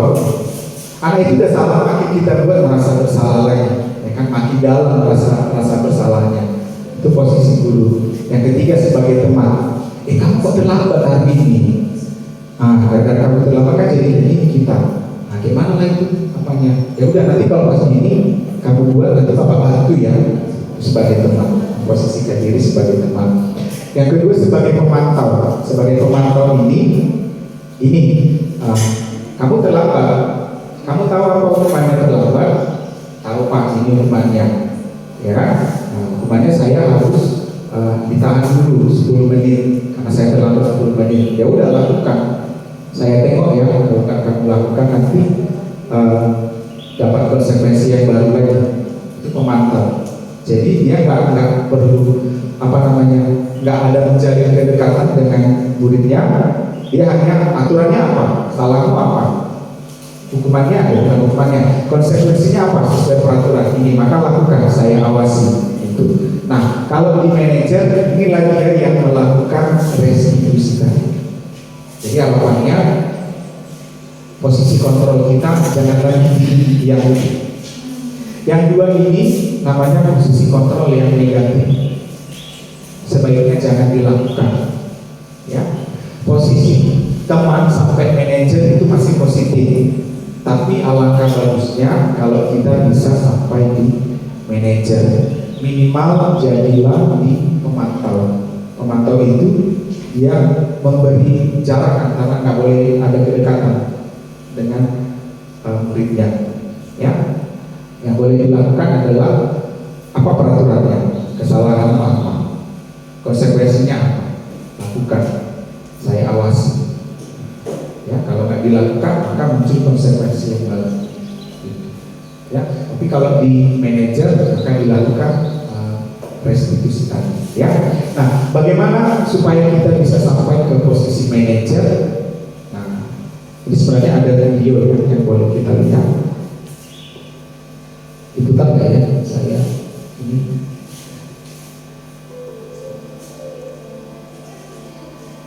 Ini linknya ada di sini ya.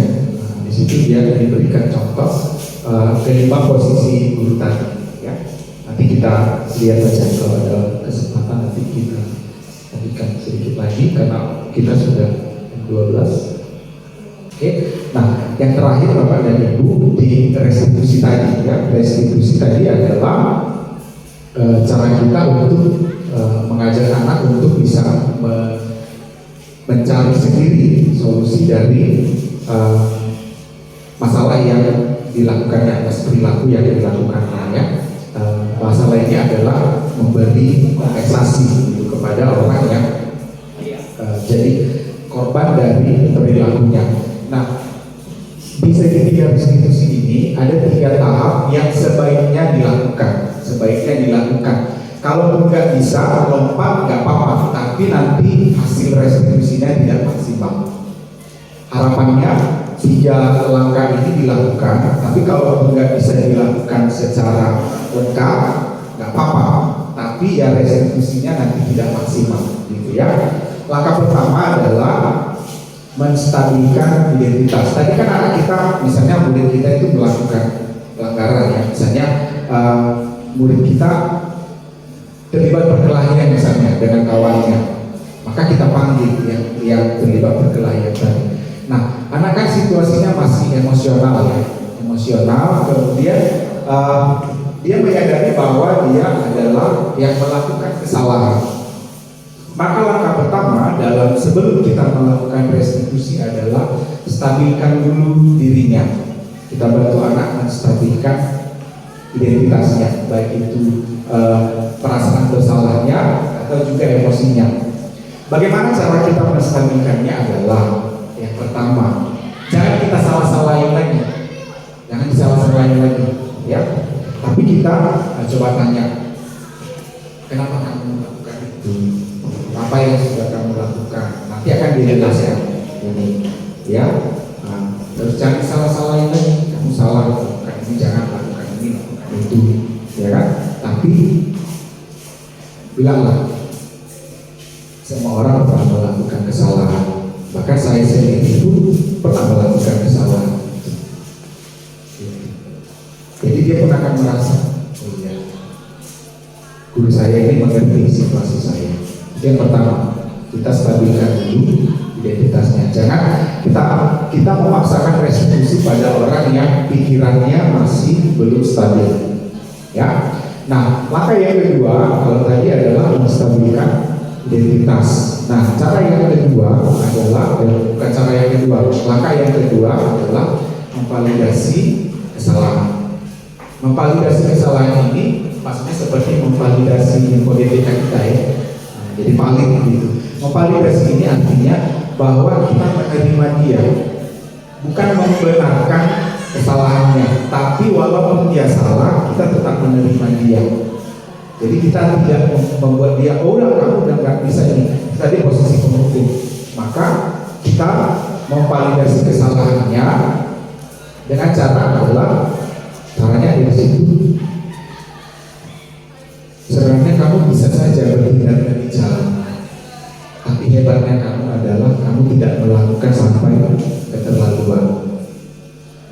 Ya, kamu hebat, gak sampai melakukan tindakan yang melebihi apa yang sudah kamu lakukan sekarang. Kamu memang salah, yang kamu lakukan itu memang salah, tapi pasti ada alasannya, pasti ada tujuannya, ya kan? Atau boleh kita bilang, kamu melakukannya mungkin karena kamu merasa kamu perlu membela diri, maka dia pun akan merasa, oh ya, aku tetap menerima itu walaupun aku yang salah di sini, tapi guru dia mudah akan merasa bahwa guru bukan lawannya sekarang, tapi guru ada di pihak yang sama dengan dia. Nah, kalau sudah kita stabilkan identitasnya, kesalahannya sudah kita validasi dan dia tetap kita terima, lalu kita coba, nah kira-kira apa keyakinan kelas kita, apa yang kamu langgar dari keyakinan kelas kita tadi. Masuklah kita kemari, keyakinan kelas apa yang kita sepakati. Terus dengan keyakinan kelas itu, kamu mau jadi seperti apa? Kenapa kita buat kesepakatan kelas itu? Nah, baru dari situ kita lihat, kalau dia sudah mulai terbuka, sudah mulai enak diajak berpikir, masuklah kita, kira-kira bagaimana langkah memperbaiki ini? Masuklah. Kalau sudah bagaimana kamu memperbaiki ini, masuklah itu ke tahap restitusi. Maka muncullah, oh ya Pak, Bu, saya perbaikilah keadaan ini, nanti saya minta maaf sama dia. Minta maaf, kira-kira cukup gak kan? Dia udah luka-luka ini gitu. Oh iya, nanti saya ngomong ke orang tua saya, ya misalnya diobati gitu. Kira-kira cukup gak dengan itu? Nah, kita mancing-mancing aja pertanyaannya. Nanti saya ajak orang tua saya ketemu sama orang tuanya supaya kami bisa bermanfaat gitu. Perlu bantuan dari sekolah enggak? Gitu. Nah, nanti kan kita mancing-mancing aja dengan pertanyaan sampai dia menemukan kesimpulannya adalah ini, saya harus bertanggung jawab. Nanti saya libatkan orang tua saya, orang tua dengan orang tua, ya sekolah bisa menjembatani. Begitu. Ya, ada sebuah contoh di sini kasus, coba kita lihat. Ya, agak lambat laptop saya. Saya minta waktu sedikit lagi ya Bapak dan Ibu. Ini ada studi kasus, ya. Anto dan Dino sedang bermain bersama di lapangan basket dan tiba-tiba terlibat dalam sebuah pertengkaran adu mulut. Dino pun menjadi emosi dan mengadakan kontak fisik, menarik kemeja Anto dengan kasar sampai 3 kancingnya terlepas. Pada saat itu guru piket langsung melerai mereka dan membawa mereka ke ruang kepala sekolah. Ibu Suti sebagai kepala sekolah berusaha menenangkan keduanya, terutama Dino. Ini kata-kata dari Ibu Suti ya. Dino, sepertinya kamu saat ini sedang marah sekali. Kira-kira di tahun itu Ibu Suti sedang apa ya dari kedialan katanya? Menstabilkan. Kan si Dino lagi emosi nih habis bertengkar ya.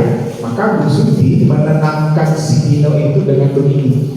Dino, sepertinya kamu saat ini sedang marah sekali. Oh iya Bu, saya marah sekali nih. Ini keluarlah meledak. Jadi ada kesempatan bagi si Dino mencurahkan lagi, meluapkan lagi. Nah, Bu Suti tunggu ini sampai Dino udah calm down, turun lagi, diturunkan dulu itunya, apanya ya, amarahnya. Mendengar itu, Dino pun mengalir bercerita tentang kekesalan hatinya. Hanya kan jadi terbuka kan? Nah, kemudian Ibu Suti pun melanjutkan bahwa perhatikan kata-kata Bu Suti di sini. Membuat kesalahan adalah hal yang manusiawi, dan bahwa mempertahankan diri adalah hal yang penting. Jadi Dino, kamu memang salah, tapi sebenarnya nggak sepenuhnya salah. Itu tahap apa tadi? Tahap apa itu tadi? Memvalidasi kesalahan. Jadi anak itu memang salah, tapi nggak disalah-salahin lagi, ya. Jadi kita buat anak itu merasa, oh iya, ada sisi di mana aku sebenarnya nggak sepenuhnya salah, aku memang udah salah di situasi. Tapi kesalahan itu di mata guru saya masih ada benarnya loh. Jadi dia tadi udah berubah dari yang emosional ke kagak, sekarang kita ajak dia, oh iya, ternyata masih ada sisi yang baik dari aku, kan gitu, ya. Nah, namun meminta Dino memikirkan cara lain yang mungkin lebih efektif karena saat Dino berada di ruang kepala sekolah. Nah, itu tadi. Tapi Dino, kalaupun kita mempertahankan diri, bukan berarti kita boleh ke orang lain main hantam aja, bukan begitu. Jadi dia nggak merasa aku sama semua, ini semua orang menyalahkan aku, enggak. Ya, tapi ini nggak seharusnya begini ya, Dino. Itu perannya Bu Suti. Ibu Suti melanjutkan bertanya tentang keyakinan sekolah yang disepakati, tapi langsung masuk ke tahap menanyakan keyakinan kelas. Jadi dimulai dari yang pertama, Bu Suti menstabilkan identitas, kemudian memvalidasi kesalahannya si Dino, baru menanyakan keyakinan kelas. Ya, apakah kamu bersedia memperbaiki kesalahan yang telah dilakukan terhadap Anto? Dino pun akhirnya perlahan. Jadi di tahap ini Bu Dino udah merasa bahwa Bu Suti merasa bahwa Dino udah siap untuk melakukan restitusi. Maka masuklah dia ke tahap restitusi. Jadi tiga restitusi tadi sudah komplit dilakukan oleh Ibu Suti. Maka masuklah dia ke Ibu Suti. Kemudian Ibu Suti balik bertanya kepada Anto. Nah, tanya ke Anto, Anto, kira-kira kamu maunya apa? Si Dino, kamu maunya apa supaya kamu sebagai korban dari kekerasan yang dilakukan si Dino tadi, kamu merasa impas gitu, konsekuensinya masuk akal gitu ya. Nah, si Anto menjawab, saya perlu kancing baju saya diperbaiki karena 3 kancing bajunya sampai lepas. Dia bilang, ibu saya akan sangat marah kalau melihat kancing baju saya sampai lepas begini. Nah, Ibu Suti tanya kembali kepada Dino, apakah kamu bersedia memperbaiki ya mata? Apakah kamu bersedia apakah kamu bersedia menggantikan 3 kancing baju yang terlepas? Dino berpikir sedikit. Wah, tidak tahu, saya nggak tahu bagaimana cara menggantinya, bagaimana caranya. Dia bilang, ya, bagaimana kalau kamu menjahitkan, ya, menjahitkan. Nah, Dino kan kebingungan ini. Saya nggak pandai menjahit. Bagaimana saya menjahitkannya? Nah, Bu Suti bimbing lagi. Ada guru yang bisa membantu, yaitu Pak Irfan. Pak Irfan guru tata busana. Dia bisa mengajari kamu menjahitkannya. Tapi kamu yang jahit gitu loh. Pak Irfan nanti akan ngajari aja cara menjahitkannya. Ya. Kemudian ini bagian akhirnya. Akhirnya Dino mengganggu, Anda menyetujui, dan sepanjang siang itu Dino belajar menjahit dan memperbaiki kemeja Anto. Terakhir kali terlihat bahwa kedua anak laki-laki tersebut, Dino dan Anto, pada jam pulang sekolah mereka sudah bercengkrama dan bersenda gurau kembali. Yang cekcok siapa? Mereka berdua. Pada akhirnya setelah restitusi dilakukan, apa hasilnya? udah damai lagi orang itu kan, udah kompak lagi kan gitu. Artinya restitusi yang dilakukan itu memang menjawab permasalahan kan gitu, mengembalikan situasi kepada kondisi sebelumnya, bahkan mungkin lebih baik dari sebelumnya. Itu dia Bapak dan Ibu. Jadi di dalam sebelum kita mengajak anak melakukan restitusi, maka yang perlu kita lakukan apa? Yang pertama, stabilkan dulu identitasnya, kemudian validasi kesalahannya, kemudian tanyakan kesepakatan kelasnya apa, barulah kita ajak kira-kira restitusi apa yang bisa dilakukan. Ya, apakah kamu bersedia melakukannya? Bagaimana caranya? Siapa yang bisa membantu? Kira-kira dengan seperti mengajar dari selesai sudah. Kalau sudah, maka biarkan beri kepercayaan bagi diri kita untuk melakukannya. Boleh mungkin di hari lain kita tanya gimana restitusinya kemarin, sudah dilakukan atau belum? Ya, itulah posisi kita sebagai guru untuk bisa ini ya. Nah, pertanyaannya di situ. Apa posisi kontrol yang diambil oleh Bu Suti? Tadi posisi kontrol ada yang pertama penghukum, membuat rasa bersalah, teman, kemudian pemantau, sama manajer. Kira-kira di antara itu dari 5 itu posisi Bu Suti sebagai apa? Manajer, karena dia melakukan restitusi dengan baik. Ya. Kemudian di bagian mana Ibu Suti menerapkan apa menstabilkan identitas? Apa tadi yang dia bilang untuk menstabilkan identitas? Dino, sepertinya kamu sekarang iya sangat marah, itu cuma menstabilkan identitas. Kemudian di bagian mana Ibu Santi tadi memvalidasi kesalahan? Mana tadi? Masih ingat? Iya. Iya. Tapi membela diri juga perlu, itu memvalidasi kesalahan supaya si Dino nggak merasa bahwa oh dia betul-betul salah ini, ya kan? Kemudian di bagian mana Ibu Santi menerapkan tahap menanyakan keyakinan kelas? Ada tadi? Nah, apa keyakinan kelas kita tentang hal ini kan gitu, ya? Nah, baru yang terakhir, apa restitusi yang diambil? Menjadikan kembali jembatannya. Jadi restitusinya betul-betul menjawab apa yang menjadi permasalahan dan betul-betul bisa menyelesaikan. Karena pada akhirnya hubungan Dino dan Anto bisa kembali seperti semula. Ya, oke, Bapak dan Ibu, itu saja yang bisa saya sampaikan dalam budaya positif pada pertemuan kita kali ini. Kalau ada pertanyaan boleh kita bahas, kalau nggak ada kita tutup saja. Ya, silakan Pak Herman.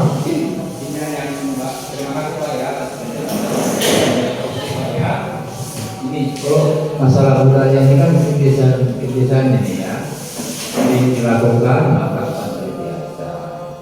Ya, cuma proses pembelajaran di kelas Pak ya, kita kan mengatakan materi dengan adanya proses tadi penerapan budaya positif, berarti mungkin butuh waktu, butuh banget khusus untuk orang yang mungkin paham Pak ya menerapkan proses tadi budaya positif tadi Pak ya. Jadi memang guru mata pelajaran sendiri mungkin perlu juga dibantu, mungkin guru PP untuk lebih masalah sikap mungkin ya, guru PP itu lebih tahu menerapkan apa yang anak-anak Pak ya. Jadi kita rasakan Pak, prosesnya mungkin tidak bisa cepat, proses membudayakan anak supaya menerapkan budaya positif ini. Mungkin ada yang bisa 30%, 40%, 100% mungkin Pak ya. Ya, artinya memang itu yang seperti saya mengajar di sekolah. Berarti mungkin butuh waktu, butuh ada ruangan khusus, butuh waktu yang khusus, mungkin juga butuh bantuan dari tenaga guru bimbing, guru Pak. Itu mungkin Pak teman-teman saya. Ya, betul Pak, bahwa memang untuk bisa menerapkan budaya positif ini semua memang harus terlibat ya. Tapi memang harus dimulai dari diri kita dulu ya. Kalau dari contoh ini lebih bagus malah kepala sekolah yang tentang ya, karena kepala sekolahnya mungkin lebih paham restitusi ketimbang gurunya gitu. Tapi ya kalau kita paham restitusi nggak apa-apa dan kita mulai dulu, nanti kita bisa pengaruhi orang lain untuk bisa mengikuti pola restitusi yang kita lakukan. Nah, karena memang namanya budaya nggak bisa kita sendiri yang lakukan, Pak. Ya, namanya budaya ya harus dilakukan bersama kan. Tapi paling tidak dari diri kita dulu, nanti ada 2 orang lagi ngikut, lama-lama semuanya ngikut gitu. Ya, jadi memang nggak bisa dalam besok jadi budaya, nggak bisa juga. Mungkin bisa puluhan tahun ke depan. Tapi kalau nggak kita mulai sekarang, ya puluhan tahun ke depan kan nggak akan terjadi, Pak. Gitu. Jadi betul ya, Pak. Memang iya, kita mulai dari diri kita, baru nanti kawan-kawan kita yang lain ya mudah-mudahan itu juga gitu, sampai akhirnya jadilah sebuah kebudayaan di sekolah kita. Ya, ada lagi Bapak dan Ibu? Ya, silakan. Ini sedikit sharing yang berbagi. Saya juga sudah pernah menerapkan restitusi gitu. Jadi ketika anak itu direstitusi ya memang mereka mengakui kesalahannya dari gitu. Tapi beberapa bulan kemudian gitu, contohnya masuk terlambat gitu, Pak, diulangi lagi. Apakah restitusi kita lakukan gagal atau ada memang nggak apa ya, termotivasi karena itu sendiri yang kesalahan itu atau bagaimana? Terima kasih. Bapak Ibu yang lain ada yang mengalami hal yang sama? Mungkin ada pernah mengalami dan di saya berhasil mau. Sebenarnya kan ada tantangan ada ditantang sama guru lagi.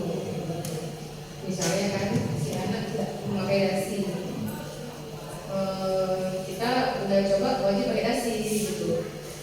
Jangan berani masuk kelas saya kalau tidak menggunakan dasi. Jadi usahakan harus ada dasi. Gitu. Dia sering mencari dasi. Boleh. Yang lain pasti boleh. Gitu. Karena dia boleh menjadi.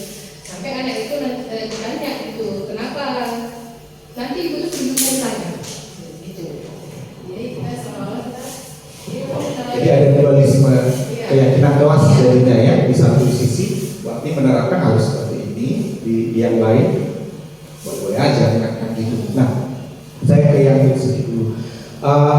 Sebenarnya restitusinya mungkin berhasil gitu, tapi namanya siswa motivasi dirinya kan masih kadang ada, kadang enggak, kadang malah nggak ada sama sekali. Gitu. Nah, restitusinya ini sudah tepat, tapi tindak lanjutnya, penguatannya mungkin yang belum terasa. Mungkin karena itu sendiri yang lakukan, jadi ketika penguatan berhadapan dengan guru lain, penguatan seperti yang dilakukan dia nggak dapat gitu. Jadi akhirnya dia mundur lagi gitu. Nah makanya memang kenapa harus jadi budaya positif, karena semuanya harus bekerja gitu. Karena Gusti sudah lakukan pada waktu Gusti dia mungkin oke, ya, tapi sesudah guru lain yang menangani penerapan restitusinya nggak jalan, ya akhirnya balik lagi dia ke keadaan semula. Tapi paling tidak restitusinya sudah terlaksana, sudah dilakukan.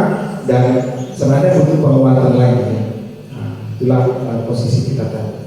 Harusnya memang karena kasus itu nggak penting ya sampai di situ itu. Ada pantauan lagi dari guru apa tidak lanjut. Gitu. Jadi tetap aja dilakukan. mungkin karena kita konsisten ya kan.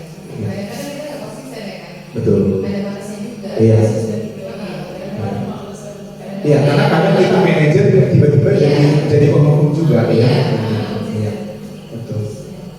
Teori-teori banyak yang paham, tapi kadang tidak ada Iya, aplikasikan. betul. Aplikasinya ya. Iya. Iya betul. Jadi single kadang-kadang. Cuma menjadi manajer ya. Iya, iya betul. Ya. Itu dia ya. Ada lagi Bapak dan Ibu?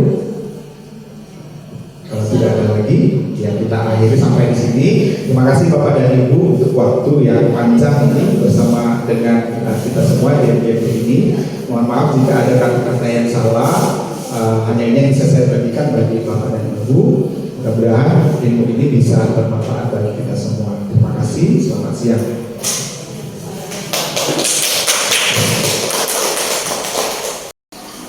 Ya, baik Bapak dan Ibu, selamat pagi menjelang siang bagi kita semua. Terima kasih. Pada kesempatan ini saya ingin berbagi dengan Bapak Ibu tentang bagaimana saya menerapkan segitiga restitusi di kelas yang sudah saya rekam dan akan kita saksikan bersama-sama. Tolong diputar, Pak. Nah, ini kasus pertama ya, Bapak Ibu.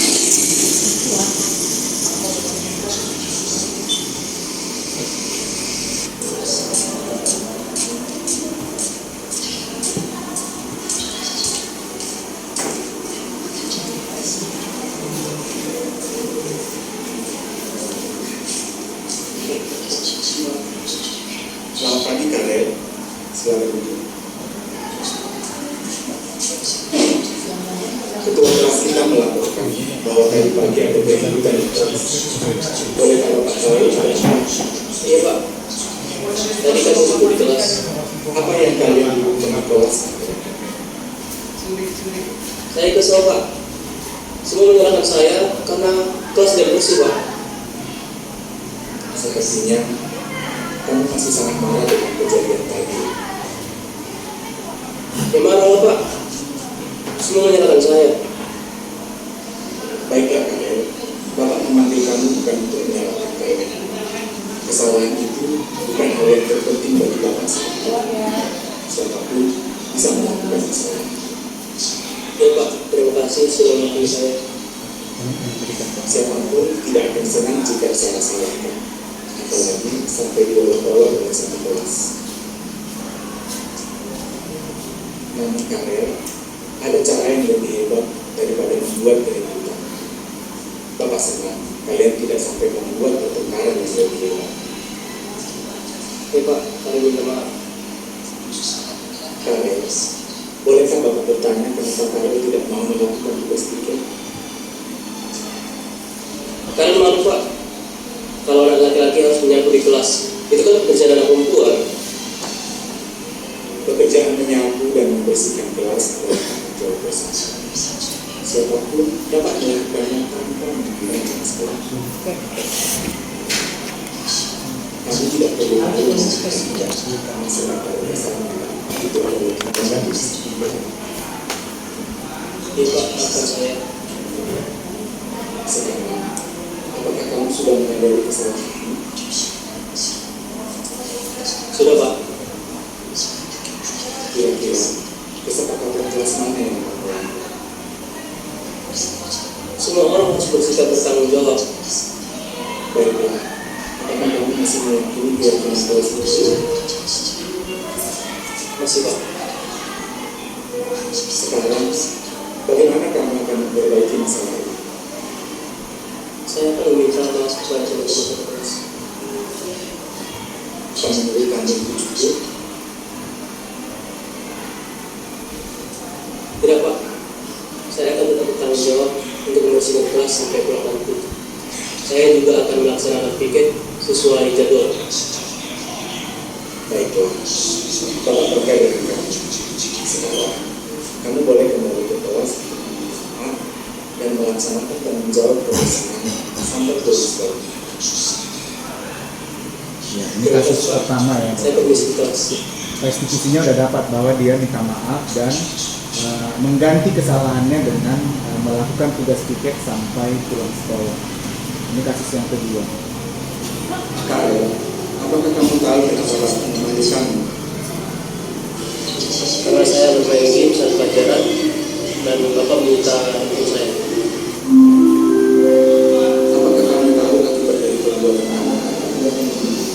Iya Pak, saya jadi tidak fokus belajar dan tidak dapat mengerjakan hasilnya. Kepada yang kamu sekarang terus melakukan?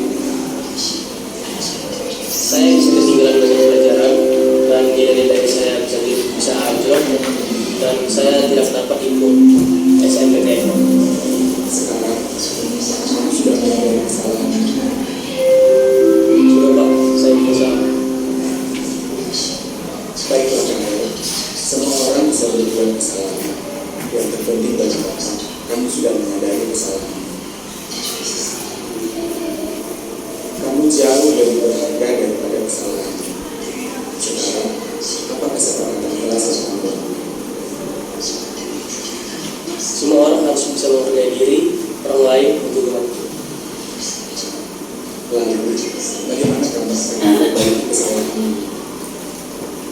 Saya akan mempelajari materi belajar ilmu kepemilikan dan saya akan menyelesaikan.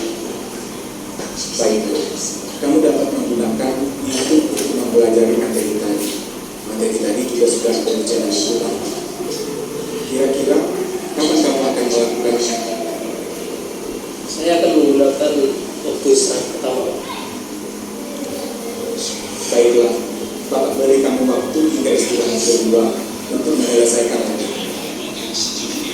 Ini Bapak kembalikan handphone kamu. Terima kasih Pak.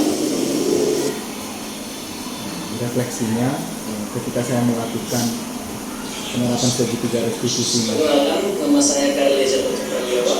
Saya dari kelas 12 IPA 2. Saya senang dapat dilibatkan dalam penerapan segitiga restitusi. Saya jadi mengerti bagaimana guru dan siswa bersama-sama menerapkan langkah-langkah segitiga restitusi.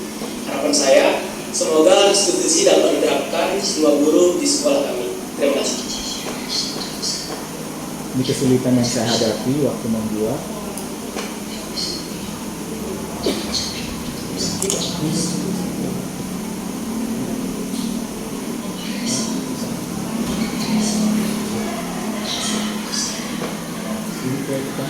Ya.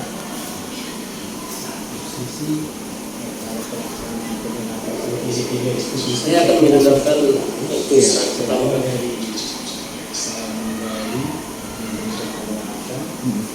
Mencari restitusi.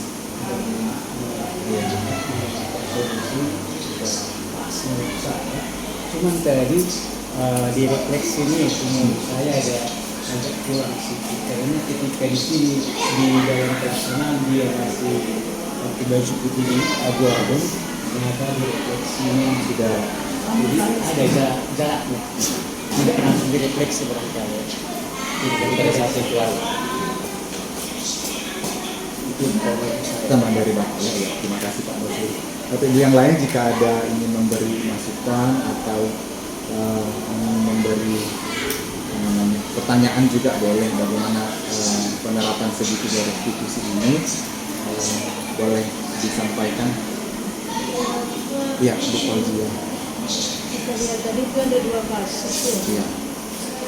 Kalau 1 kasus saja Bisa sebenarnya. Mau kasus mana saja. Karena di tahap restitusi ini kan sebenarnya istilah restitusi ini dia membayar, kalau bahasa sederhananya membayar ganti rugi gitu, membayar ganti rugi atau kompensasi. Tapi kan kalau di sekolah nggak mungkin kita bayar dengan materi kan kerugian yang dia akibatnya. Maka kita ajak dia bertanggung jawab atas apa kesalahannya, boleh kepada dirinya sendiri, boleh kepada siapa yang dirugikan.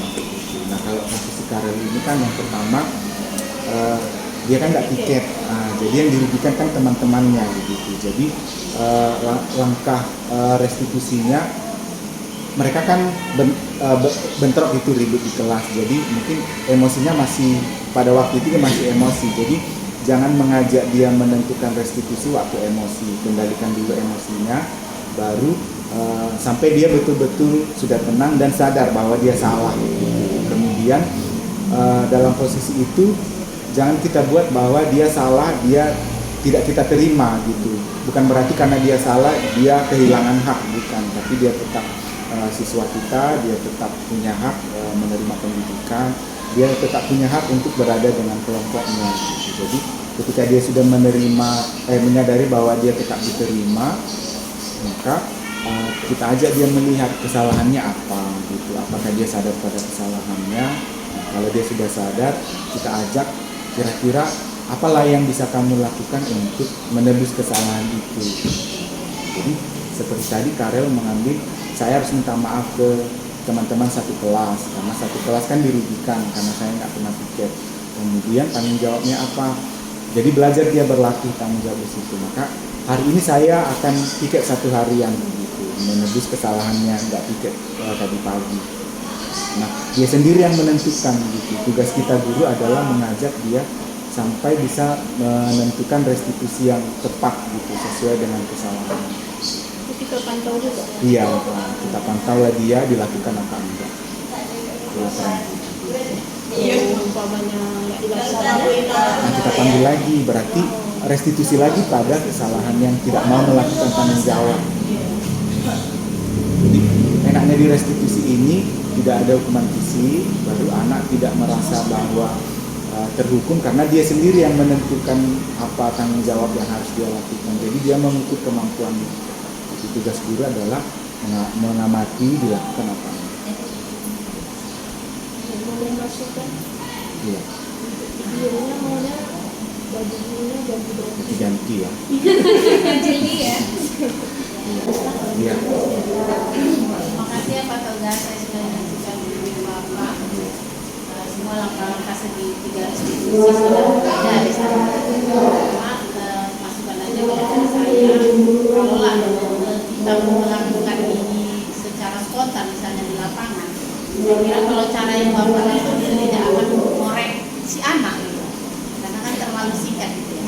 Jadi ketika kita menstabilkan identitas yang pertama, bisa kita ajak bercerita atau Bapak menceritakan sedikit pengalaman Bapak di waktu sekolah ketika berbuat kesalahan gitu. Jadi si anak kan merasa nih ternyata dia tidak sendiri ya gitu. Jadi dia sudah menerima itu, baru bisa terbuka. Karena pengalaman saya juga pernah yang melakukan ini secara spontan, agak susah mengajak anak ini bercerita. Nah, jadi kita mungkin harus membawa dia cerita-cerita dulu Sampai dia nyaman. Terima kasih Bu. Sampai ibu yang lain.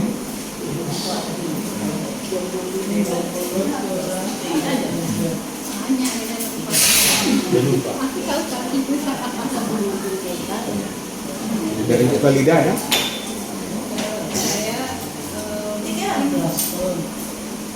Terlalu lembut. Terlalu lembut. Intonasinya maunya lebih tegas. ada penekanan. Pas dia mengaku, terus kita harus saat penguatan juga. Saat dia mengaku, kemudian juga ada penguatan dari kita yang tegas. Aku diulang 2 kali karena untuk menanamkan sesuatu kepada siswa, saya penguatan itu harus berulang. Mungkin itu dari saya. Penguatannya harus ditugaskan lagi. Jadi mungkin maksud Bu Kade saya tertarik ini penguatan berulang. Misalnya dia membilangkan solusinya sekarang tadi saya akan piket. Terus Pak kita ulangi, oh jadi kamu nanti ke depannya akan berpikir melaksanakan piket gitu ya. Kita ulangi apa yang dikatakan dia gitu. Nah, kalau tidak ada pengulangan itu tertib sendiri oleh Bapak, tetapi di dianya kurang kit gitu. Dia harus dilaksanakan lagi dan harus dimunculkan lagi supaya memunculkan itu baru jadi itu ya ingat janjimu ya kamu harus ingat janji piket mulai nanti kalau sekolah piket seperti mengkonflik jadi misalnya udah selesai percakapan jadi kamu tutup kita ingatkan lagi gitu ya. Seperti ini juga ya, berarti menegaskan kepada siswanya bahwa gurunya tahu nih apa yang harus diamati guru kepada dia. Boleh saya catat, izin dicatat boleh nggak? Karena itu momen buat dia yang ada sesuatu yang dia ada perubahan lah, momen lah menurut kita kan menurut dia juga kan dia bilang mengakui kan sulit dari tidak semua orang untuk mengakui kesalahan dan melakukan perubahan itu sesuatu yang baru mungkin iya ada salahnya kita catat itu. Tapi izin ya Pak? Iya. Dicatat itu izin. Artinya dia memang tahu bahwa itu dicatat dan dia memang bersedia. Ya betul. Ya baiklah Bapak dan Ibu, terima kasih untuk waktu berbagi yang sudah boleh kita lakukan bersama di sini. Setiap masukan itu sangat berarti buat saya. Jadi terima kasih. Mudah-mudahan perbaikan ke depan bisa saya lakukan untuk menyempurnakan bagaimana melakukan restitusi di dalam kelas. Terima kasih. Selamat pagi menjelang siang. Pagi Pak.